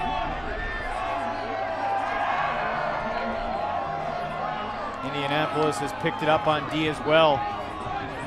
You want to see the deep shots, but I think Indy has done a nice job picking its spots and playing fairly calm most of the time. That was a foot block that somehow still ended up in Indy's hands. Yeah, resilience. Great play by Yoder to keep that alive. Credit goes to the AlleyCats for their resilience in this game, especially having the Wildfire surge ahead as they did. They still managed to stay in both offensively and defensively, as we saw with some huge heads-up defensive plays from them.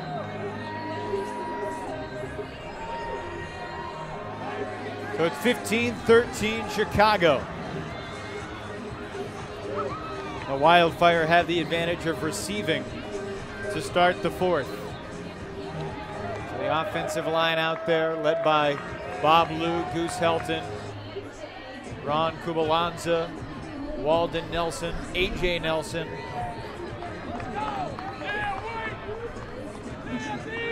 Taylor Kramer has been a key cutter on the O-line for much of the game as well for Chicago. Luke Broderick lets it fly. Short pull.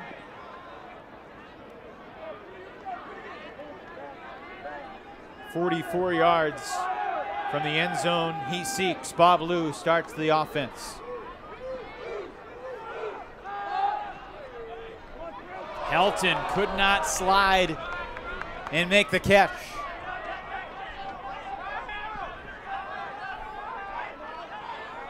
Oh my.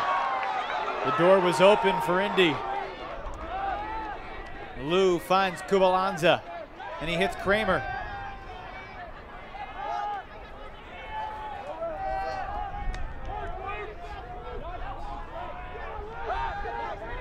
Over Helton, tipped up, 50-50, Indy's got it. Elworth made the catch and took a hit. Came into this game with a shoulder injury. Looked like he got drilled. But apparently a foul on the throw.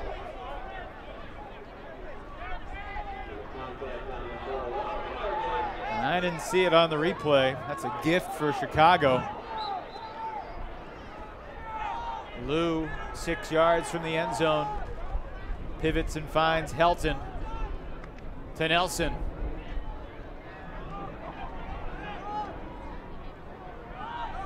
The two-time MVP breaks his man. And A.J. Nelson was too focused on his footwork, he forgot to catch the disc. Indiana will take a timeout.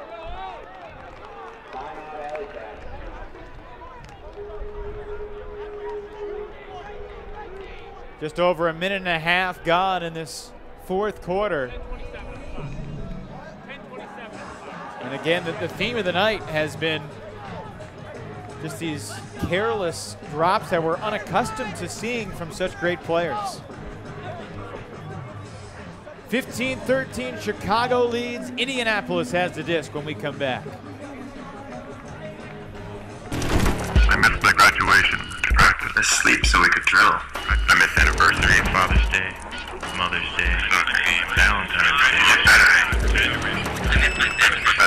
I missed my final exam. I missed a plane flight. I even missed my parents' anniversary. I missed a lot.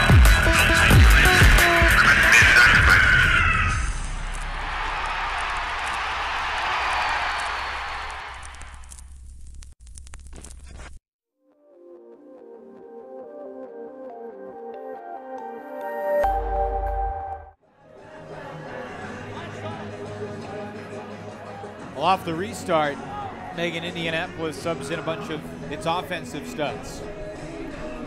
And wisely so. With this score being so tight, they absolutely need every single goal they can get at this point.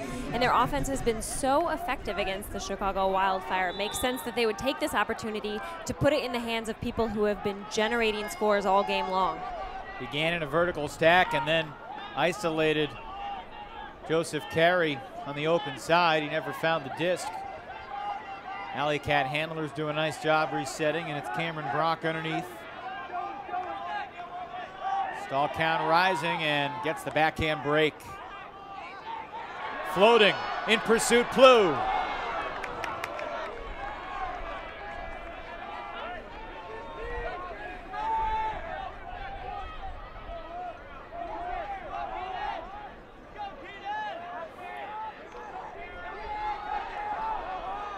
This first point of the fourth quarter, now over 2 minutes in duration, is going to dictate the theme of the rest of this game.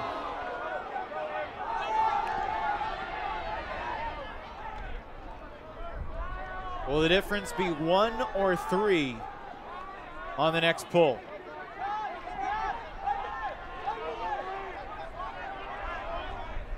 Oh, what a D by Carey.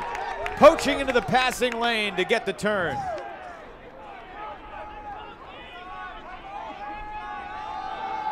That's a gutsy throw. They hammer over the top. Cameron Brock got drilled, but the disc was over his head. That is what you would call a questionable decision in this wind.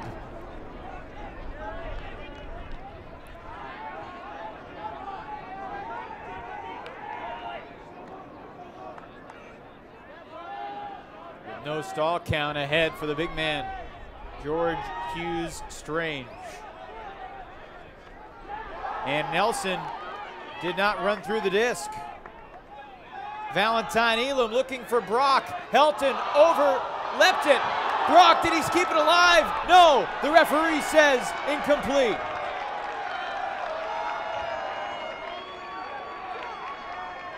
The disc popped over Goose. And we'll see whether or not Brock made the catch on the second attempt.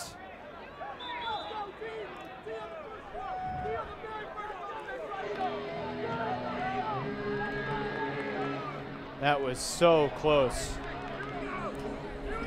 Great read by Cameron Brock all the same. Take the call, Megan. Up or down?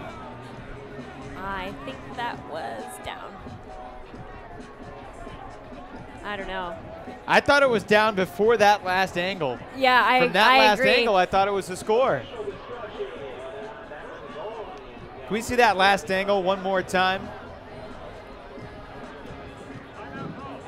Let's slow this down as best we can. From this angle, he might have it as the disc is on its way down. Or was the rim on the grass? I have to say, at this point, Evan, I'm glad I'm not a referee. That was a very tough call to make. Seeing it slow down, I think that was a good call.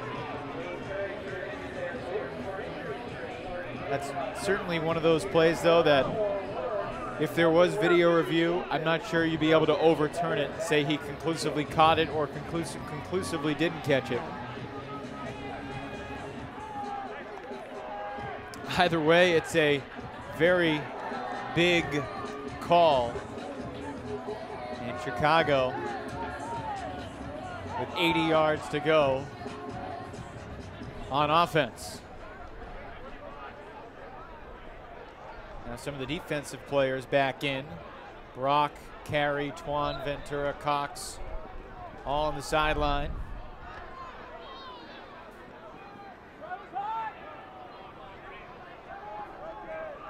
And again, through the hands of Helton.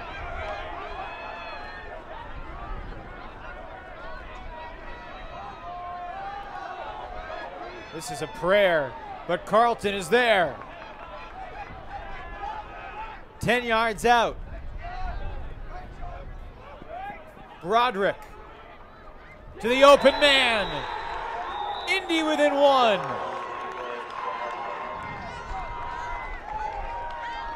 Peter Carlton wide open in the end zone for Indy. It was a long, exciting point, really, so many times when you thought it could have gone either way.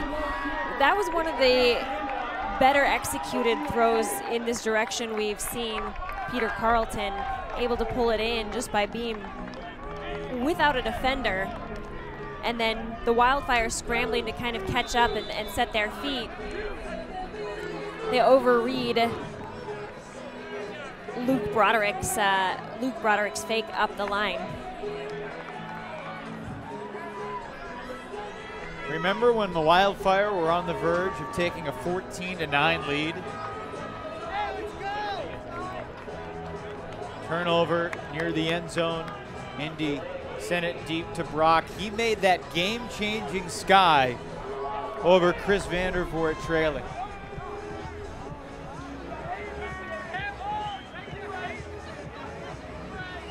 Indiana 5-2 run to get back within one.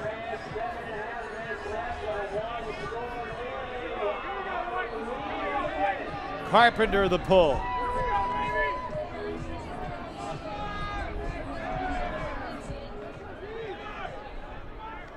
Horizontal stack from Chicago. Underneath, Hugh Strange keeps it alive.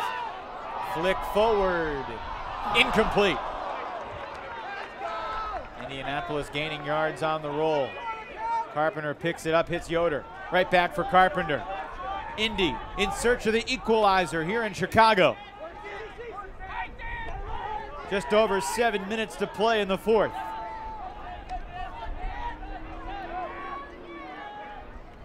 Broderick's pass off the mark, seeking Carlton.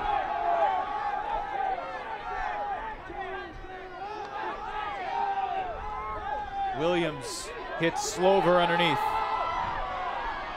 Deep shot through the hands of Jeff Saradneski. Chicago might not want to watch the replay of this game on ESPN3. So many missed chances, and Saradneski comes up lame. It's a big-time throw. That one was a little bit of a difficult one for him to read. You saw how much he had to turn over his right shoulder to get. All the same, it was exactly where you would want it as a receiver. Undoubtedly a very disappointing drop for him.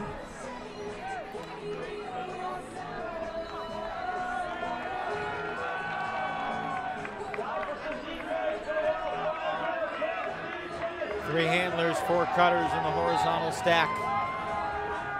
And a hand block from Bob Lou, right on point.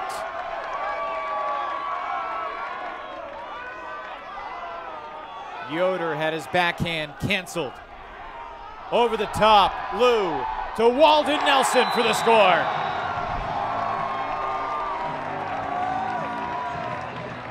That's pretty gutsy, Evan. That point belonged to Bob Lou. The D and the assist.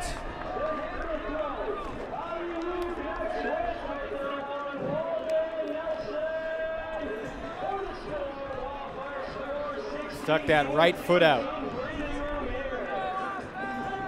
Wow. There's a lot of rotation on that disc to slice it through the breeze.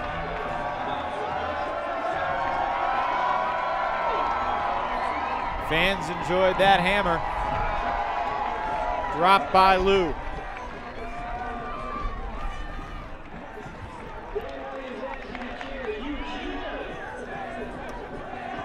The Indianapolis defense regroups.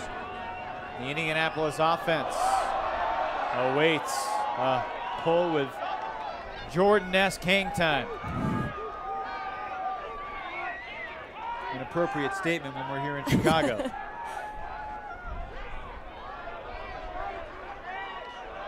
Here's Plew. Keenan Plew told me he was sitting fourth row at the Pacers-Wizards game a couple of nights ago. Happy that Roy Hibbert came back to life for Indiana. But that pass through the hands of Cameron Brock. Williams looking for Derlica Wagner. He's got him. Back-to-back points from Chicago.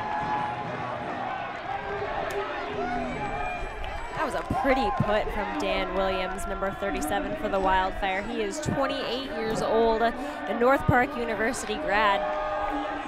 Played for Machine for a couple of years, showing himself to be a huge asset to the Chicago Wildfire. Well, Andrew Sheehan not with the team, but it's been Sheehan and Williams that have been the key D-line handlers, providing the comfort off the turn. Takes a certain kind of athleticism and confidence to be that D-line handler, because oftentimes the offensive line handlers get to throw and they're completely relaxed and rested. It's the D-line handlers that have to perfect the throws under duress and fatigued. Here's Twan.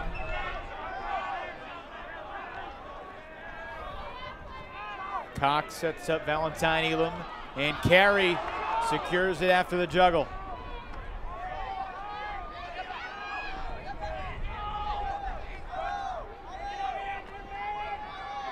Ventura, guarded by Ladone. Pass a little behind Plu, but he secures. Here's Joseph Carey over the top, looking for Brock. Cameron Brock in the end zone. The pass a little underthrown, but Brock made the adjustment.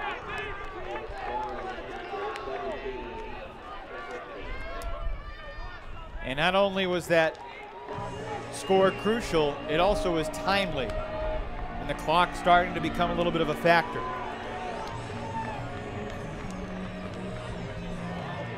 Play not possible if Carey didn't make that catch on the sideline. Absolutely, and a great put by him.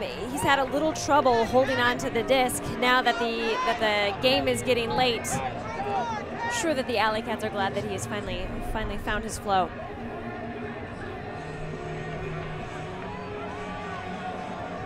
Pressure back on the offensive line of Chicago. Kubalanza will pick up and center to Bob Lou.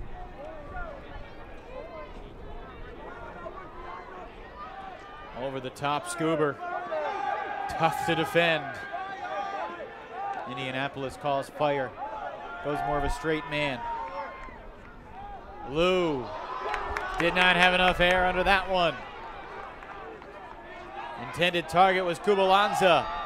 Indianapolis back within one. Travis Carpenter, the emphatic spike.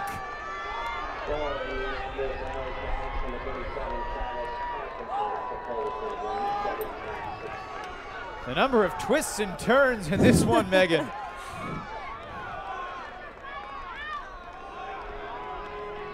Quick transition offense from the AlleyCats.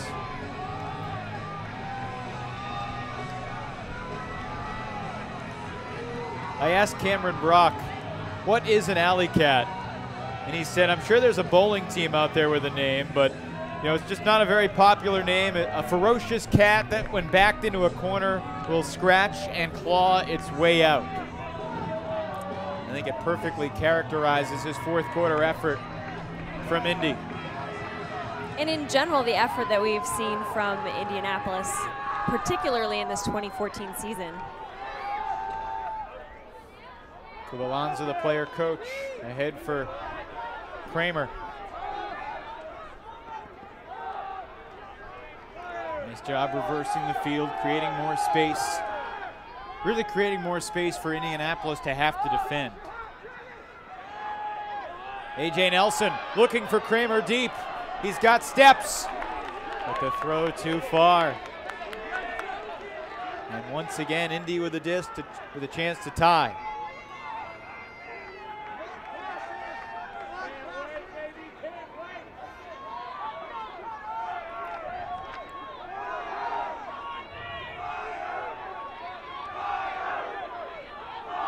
Over the course of the season, both these defenses have been pretty good at converting turnovers into scores. About 65% for both squads.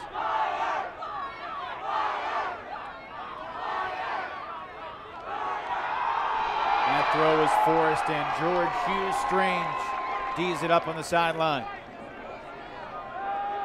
Lou back to Helton. Resets with a stall count rising.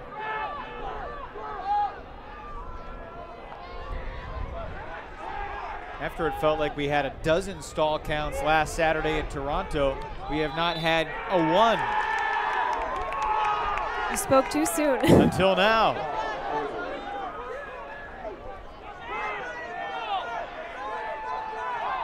Three minutes to go. Indy looking to tie it up. Carpenter has Gross ahead, but instead cutting from the backside, Spencer Loskar ties it at 17.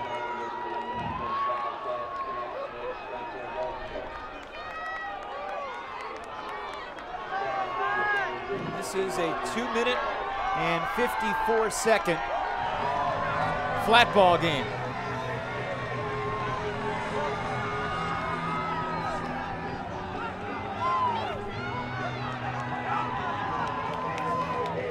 In general, Evan, I think one thing that the AlleyCats have done incredibly well all game long is react very, very quickly. Every time there's been a turnover, they seem to turn on the offense immediately. And I think very apparent in that quick heads-up score from the AlleyCats, it's working well for them. And doing such a thing can be hard in a tight game like this, but they do not seem to be fazed by the fact that they've been down for most of the game. If we're tied at the end of regulation, a 5-minute overtime period would follow, played in its entirety. Big flick for Egan, incomplete.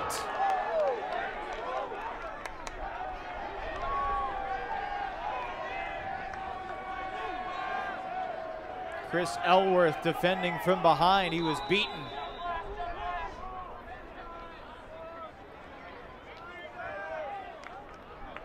And Elworth will go to the sideline, an injury substitution. It's a hard landing on that right shoulder. Timeout called by Indianapolis. The AlleyCats have trailed by as many as 4, and with just over 2 minutes to go, Indy could take the lead when we come back. Yeah, it's a Zipcar. I don't own it, I just use it when I need it. Zipcar has thousands of cars parked all over the city, even 2 on my block. You can use one for an hour or for a day. And Zipcar pays for gas and insurance. It's easy. Go to Zipcar.com to get your Zipcard, the key to vehicles parked in your neighborhood and across the globe. For work or play, find a Zipcar near you, book it, and before you know it, you're on the road. Cars by the hour or day, gas and insurance included. Join for as little as $6 per month at Zipcar.com. Both these teams with 3 wins and 2 losses. We thought they were evenly matched. We thought it could be a great game. 17 all with 2:25 to go certainly qualifies. Evan Lepler with Megan Tormey here from Lane Tech Stadium in Chicago as the AlleyCats had a 5-3 lead at the end of 1, trailed at the half, trailed at the end of 3. And even though Indianapolis beat Chicago this year, I think from a global respect standpoint, people looked at the Wildfire as the favorite tonight. Maybe that was uninformed. There was a lot of chatter about the Wildfire not having their entire squad with them when they played in Indianapolis. And although they're missing a few key players tonight, I think people assumed because they were more the Wildfire roster we're accustomed to seeing, they would have the game in the bag. Crafty little floaty backhand from Kyle Cox to reset the stall count. Joseph Carey slides and secures it. Back for Twan and Yoder. Plu in the middle. Helton having a tough time staying with Plu. They were teammates together and 2 MVP candidates a year ago. Deep shot. Carey versus Derlica Wagner. Carey cannot come down with it.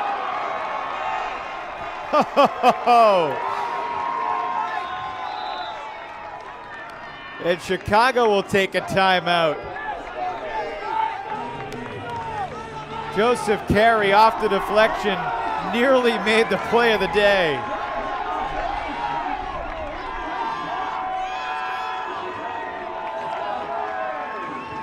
Missed it by that much. The fans of the Wildfire on their feet here in the Windy City. The timeout allows Chicago to put more of its offensive players on the field.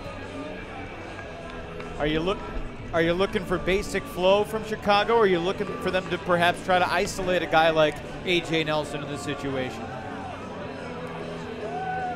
You know, I really think that because the Wildfire have had sort of stop and start offense throughout this entire game, they're probably going to look to just flow. They need to break it over the top of the AlleyCat defense, whether they throw a man or a double team. Just getting it past the first line of defense, then the Wildfire are usually able to pull in a score. 17-17 with 86 seconds remaining in regulation.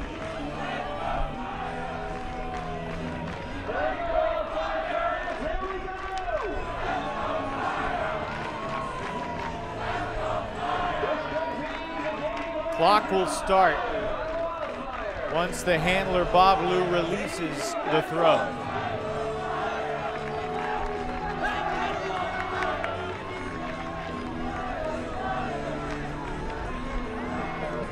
The far sideline with Chicago spirit, the near sideline with great Indianapolis energy.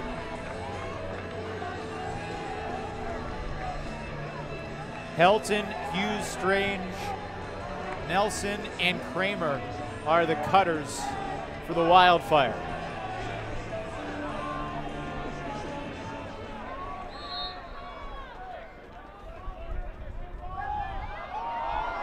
Helton stays in bounds.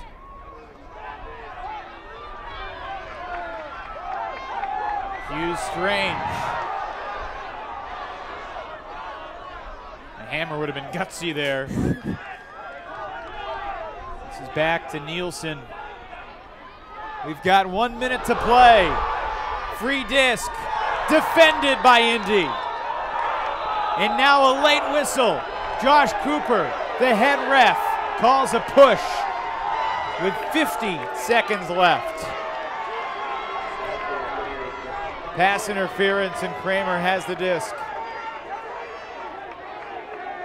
Both teams are out of timeouts.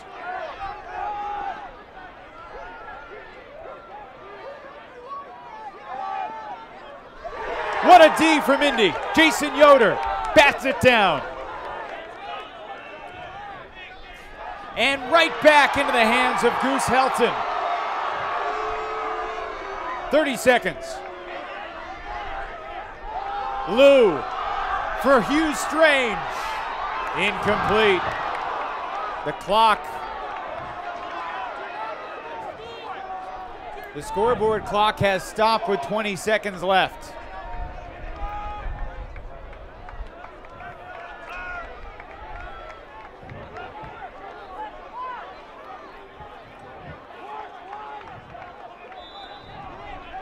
Yoder with 20 seconds.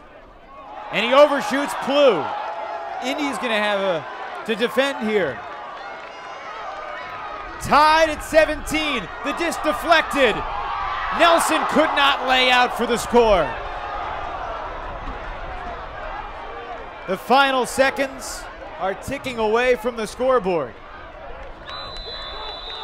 And we are going to overtime here in Chicago. A frantic final 30 seconds here at Lane Tech.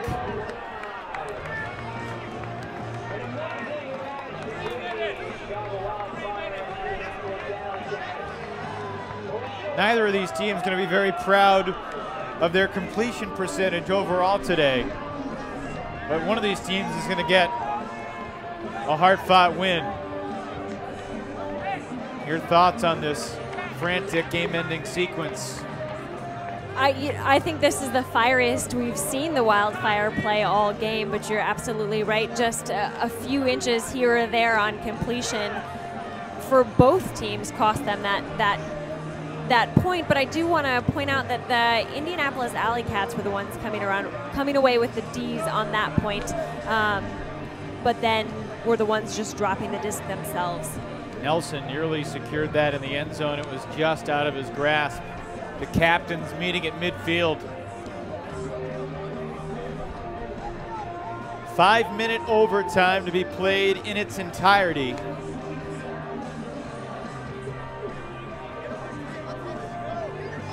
Blue, Carey, and Cox for Indy. Walden, Nelson, and Goose Helton for Chicago. Bonus ultimate when we come back to the Windy City. 17 all at the end of regulation.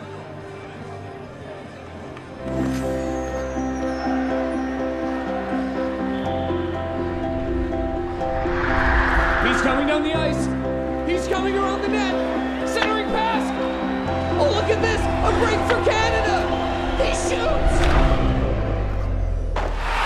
He scores. Canada wins in overtime. Canada back on top of the world.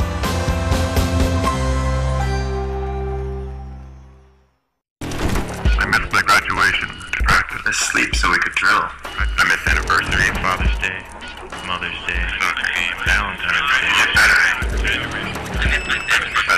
I missed my final exam. I missed some plane flights. I even missed my parents' anniversary. I missed a lot.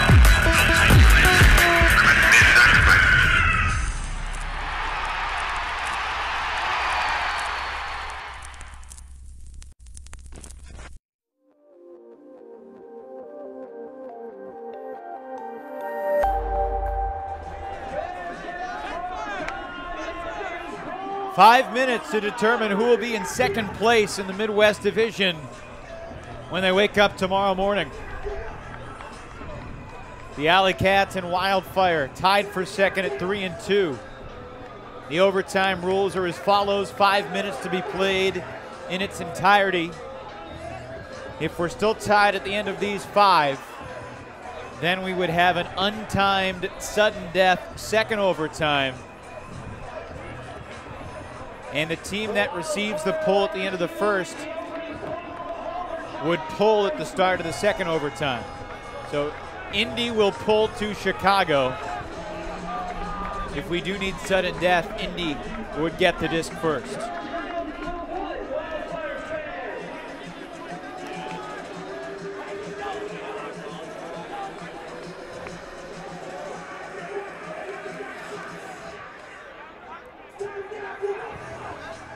Travis Carpenter getting ready to pull for the AlleyCats. Some last-second strategy discussions with Spencer Loskar, Nick Carlton, Jason Yoder.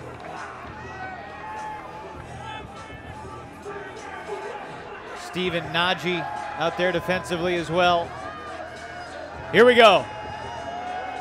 5 minutes on the clock. Each team has one timeout, and only one timeout in the overtime. Lou back for Kubalanza. And now Helton. Helton's made some plays, but Chicago as a team has been uncharacteristically sloppy for much of the night. Helton clears out, creating space for A.J. Nelson. And now back in the middle for Kubalanza. I beg your pardon, that's Nielsen. Helton over to Kubalanza on the far side. And now Lou. 40 seconds gone in the overtime.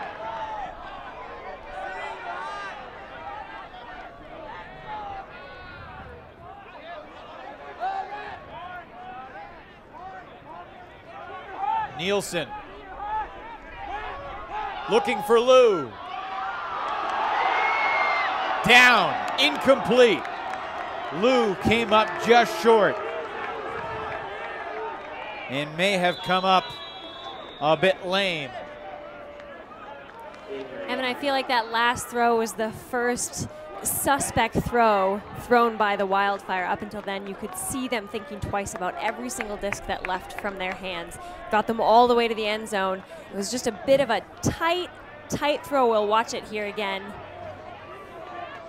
Yeah, clearly down. well called by the referee, even though the fans were hoping it would be up. So Lou comes out. Dan Williams replaces him defensively and tries to incite the crowd.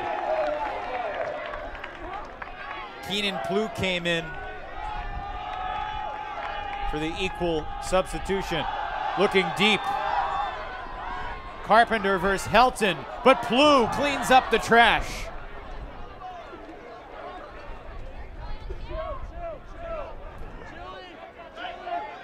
Stall count rising. Broderick lets it fly, looking for Carpenter. He's wide open. Indy breaks Chicago to begin the overtime.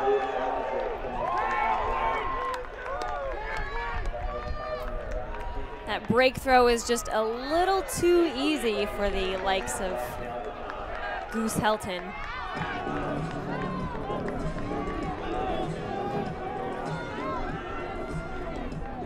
With a stall count rising, Yoder was forced to just put it up. Carpenter, guarded by 2, almost acted like a decoy. And then it looked like Kubalanza lost his mark at the last second there. Perhaps one strike call forcing him to guard the flick, freed up that backhand, because you could see Carpenter signaling that he had space on that near side of the end zone. 3:30 left in overtime.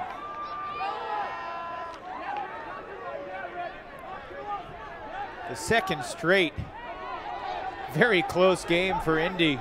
The AlleyCats beat the Winchell 22-21 this past Sunday. Wildfire coming off a fairly easy 16-9 win over Detroit last Saturday. Chicago counters. Greg Slover hauls in the score from Dan Williams. Williams taking over much of the primary handling duties, with Bob Lou still being looked at by the Chicago athletic trainer down near the end zone where he laid out on the previous point. The last 2 scores by both teams have been break throws, which just goes to show the fierceness with which the each team is defending their end zone.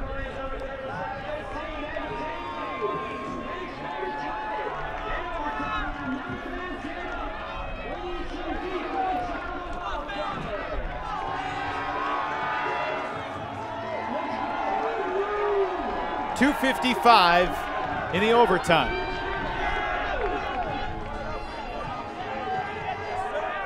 Rolls to the sideline. Indy 66 yards from the end zone it seeks. And a big flick huck. Oh my, Travis Carpenter comes down with it. Ahead for Cameron Brock. Nelson pulled it away from Brock. And now they call it a goal. That was Vaughn Allen-Gilon. But Brock had it first, and the referees call it an Indianapolis score.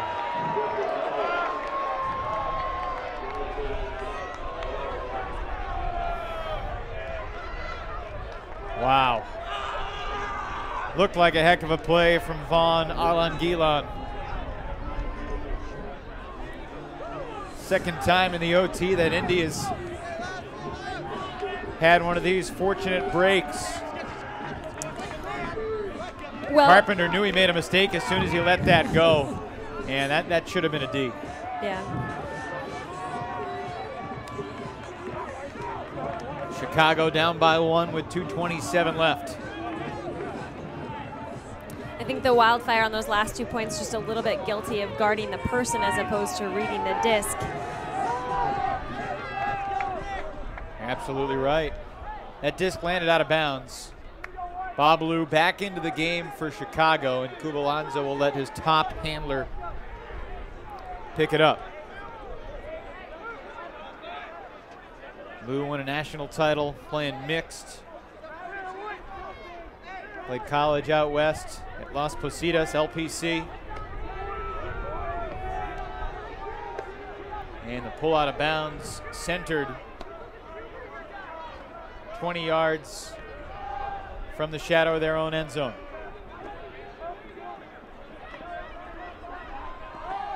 Looks like a three-man cup put on by Indy. And now they match up man.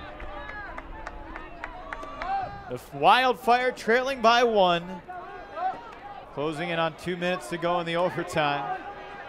In regulation, Indy led by as many as 2. That was early. Chicago was up by as many as 4. Incredible job by Kramer to hang on to that one. Saradneski double team, finds Lou in close quarters. Hammer over the top. The MVP can't make the play, but it looked like he was fouled. Helton pops up like a ninja. The foul on Jason Yoder.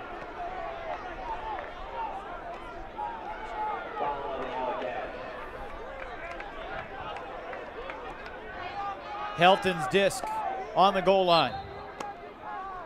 Over the top, A.J. Nelson, tie game.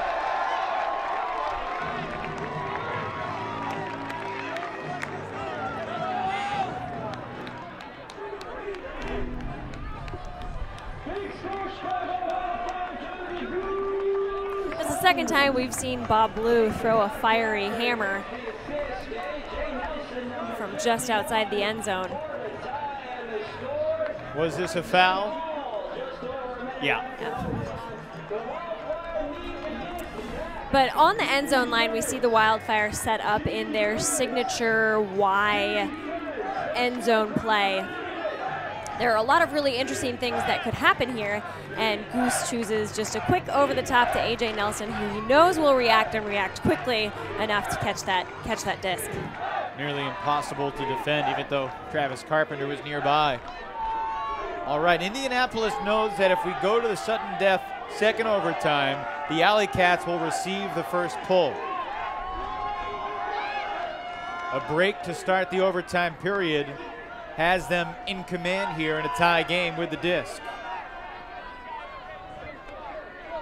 And cool, calm, and collected offense so far at this point. Blue hits Twan. Double teamed and off to Ventura. 40 seconds on the clock, and Chicago will have the disc.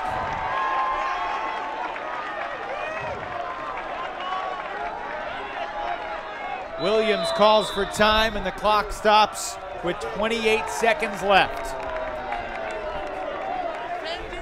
You can't ask for much better late game drama than this, can you? It's been an intense game the entire time, but the stakes have really risen.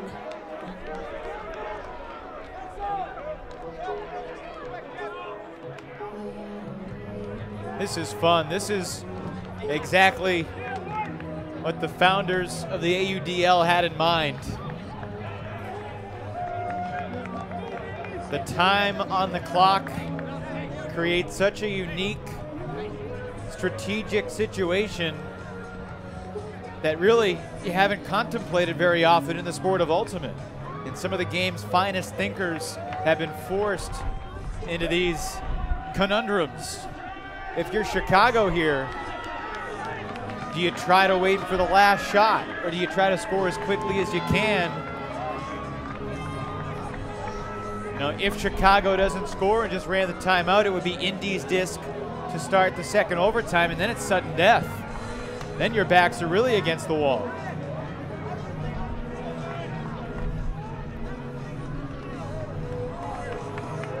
Lou will pick up the disc for Chicago. Williams and Kubalanza, his fellow handlers. A.J. Nelson, Goose Helton, George Hughes Strange, and Walden Nelson are the downfield targets. It begins with a hammer to space. Hughes Strange defended. Indianapolis forces the turnover.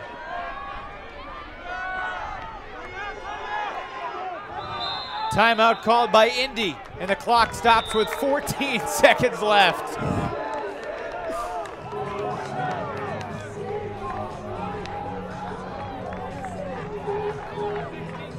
What do you think of the hammer on the first throw out of the set play? If there's anyone who can throw that, it's definitely Bob Blue. I guarantee you internally, he's not even thinking about the time on the clock. He's just that chilly of a player. But looking at it again, I'm sure George will take a look at this replay and think, why didn't I go to the disc? 14 seconds left. We're tied at 19. The conclusion coming up.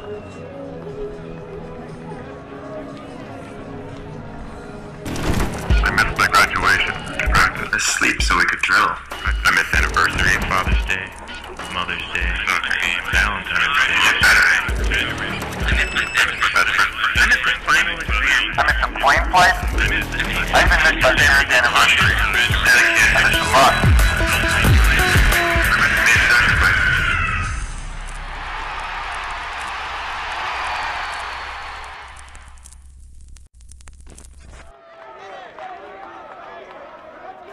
They've added 2 seconds to the clock.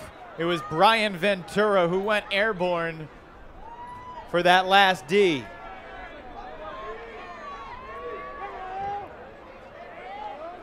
Dan Williams makes Twan's acquaintance.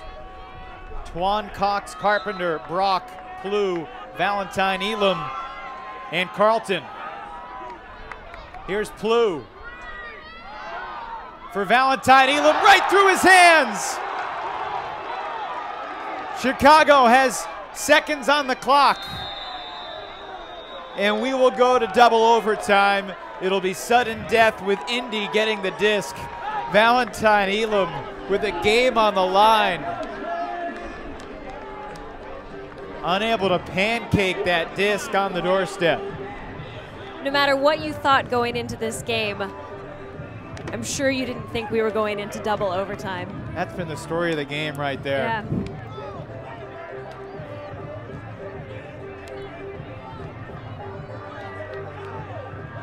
Well, now this is more like old-fashioned ultimate.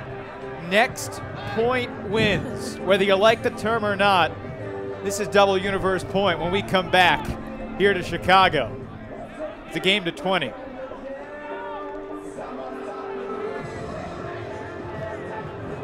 Yeah, it's a zip car. I don't own it, I just use it when I need it. Zipcar has thousands of cars parked all over the city, even 2 on my block. You can use one for an hour or for a day. And Zipcar pays for gas and insurance. It's easy. Go to zipcar.com to get your zip card, the key to vehicles parked in your neighborhood and across the globe. For work or play, find a zip car near you, book it, And before you know it, you're on the road. cars by the hour or day, gas and insurance included. Join for as little as $6 per month at zipcar.com. Well, for the first time tonight, there will be no time on the clock. 19 all after 1 overtime.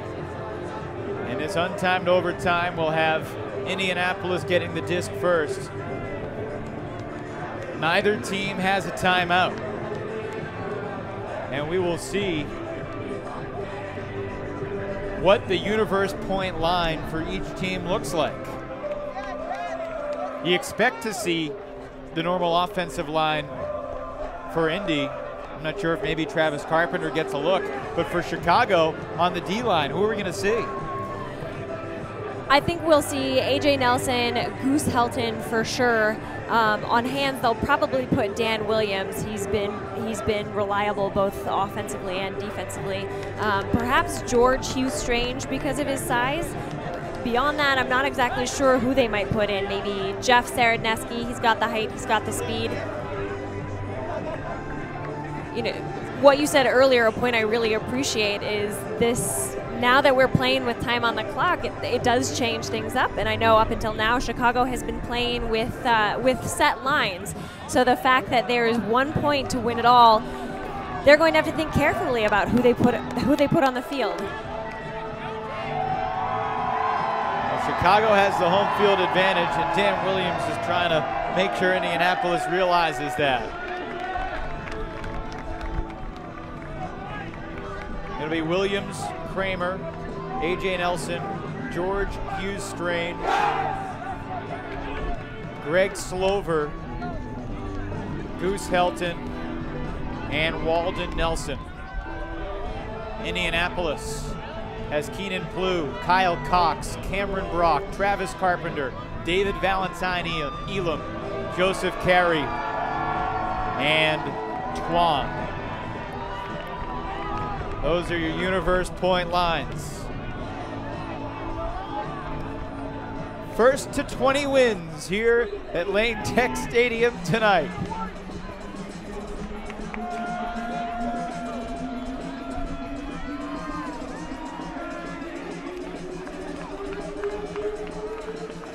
An Indianapolis goal would clinch the season series 2-0, and Chicago would be digging uphill to try to finish in the top 2 in the Midwest.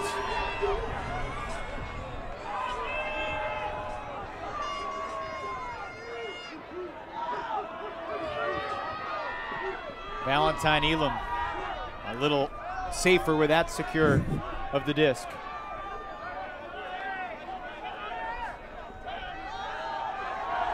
Carpenter couldn't haul it in, and it's defended by Kramer.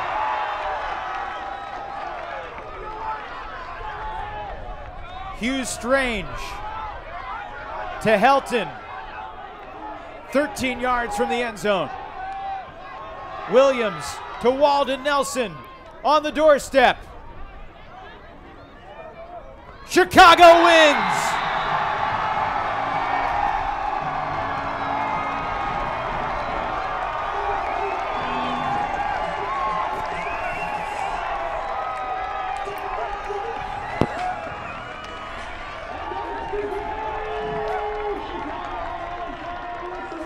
Just out of the reach of Travis Carpenter. Kramer came up with a D. And then Dan Williams.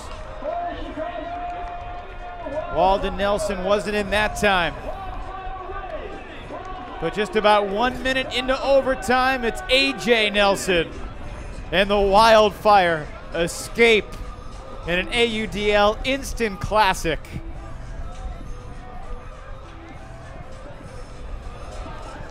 Was it the best, most well-played Ultimate game ever? No.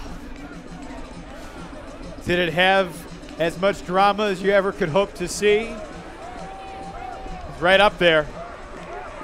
Great spirit from both teams, and the Wildfire win it 20-19. Fans, the Wildfire would like to thank you, fans, for coming out and watching this amazing matchup between the Indianapolis AlleyCats and the Chicago Wildfire.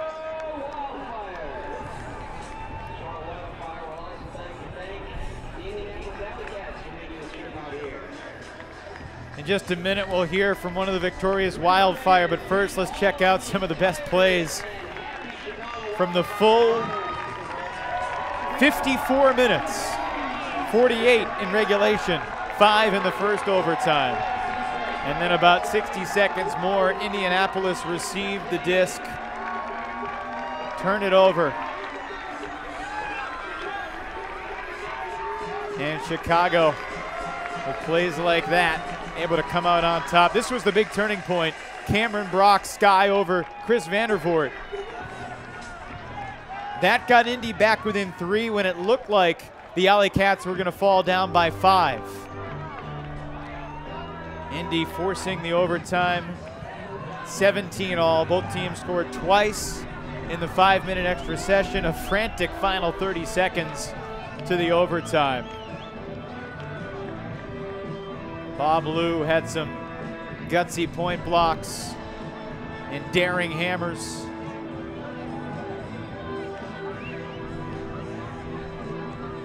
This nearly would have won it in regulation.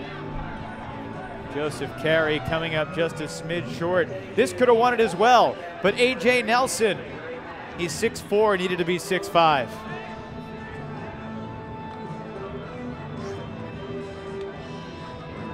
That tied it up and sent it into the double overtime after the hammer was D'd up with less than 30 seconds left. Ventura. And the final point of the match. Kramer pulls it down. and Williams. This is Walden Nelson. Didn't find anything. Comley back to Dan Williams, and the winning point to A.J. Nelson. Down on the field, Megan Tormey is joined by the player coach of the Wildfire, Ron Kubalanza.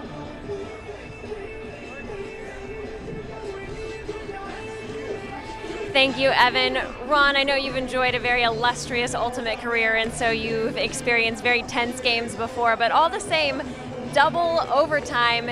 Tensions must have been really high. What was it like in the huddle before the final point? Well, at that point, we were just trying to get our best guys on the line, seeing who still had legs to play. We were pretty calm. And having to go downwind on defense or having them go upwind on defense, I think, was an advantage for us. We just tried to get our best guys on the field to bring it home. And starting out on defense, what did you guys talk about? What was your strategy going into it to try and get that disc? At the last point, yeah, we threw everything out the window and said, hard man, pick a side, stay close. And for you, what was it like on the sideline watching that last point play out? It was okay. I was pretty calm. I was pretty confident. After the first couple passes where they weren't really getting downfield like they had been the previous couple of points, I felt a little bit more confident. And overall, the game for you, up and down, what's your takeaway from this game? What are you and the Wildfire going to work on for the season moving forward? Fundamentals, I think, as always. Just trying to execute things more routinely and consistently. All right, well, congratulations on the win, and thank you so much. Thank you very much. Megan Tormey with Ron Kubalanza, the victorious player coach of the Chicago Wildfire. What a match. Back and forth, missed opportunities both ways. That's the real story of the game, but the gut shown by the defense down the stretch of Chicago. Both teams had countless chances, and at the end, Chicago prevails in double overtime, 20-19. These two teams will not see each other again in the regular season, so Chicago evens the season series up one game apiece. Chicago within a half game of Madison, pending the Radicals result from earlier tonight. We said it out front, this Madison, Chicago, Indy, Cincinnati, Minnesota race in the Midwest. It's going to be a dynamic division over the course of the season. 20-19 the final score, and we will say goodnight from Chicago. Next week will be in the Bay Area, the second meeting of the season between the San Jose Spiders and the San Francisco Flamethrowers. 1 o'clock Pacific, 4 o'clock Eastern. Hope you can join us next weekend on ESPN3. But for now, on behalf of our entire Fulcrum Media Group team, for Megan Tormey, I'm Evan Lepler saying good night from Chicago, where in double overtime, the Wildfire escape just barely. We'll talk to you next week out west. Good night, everybody.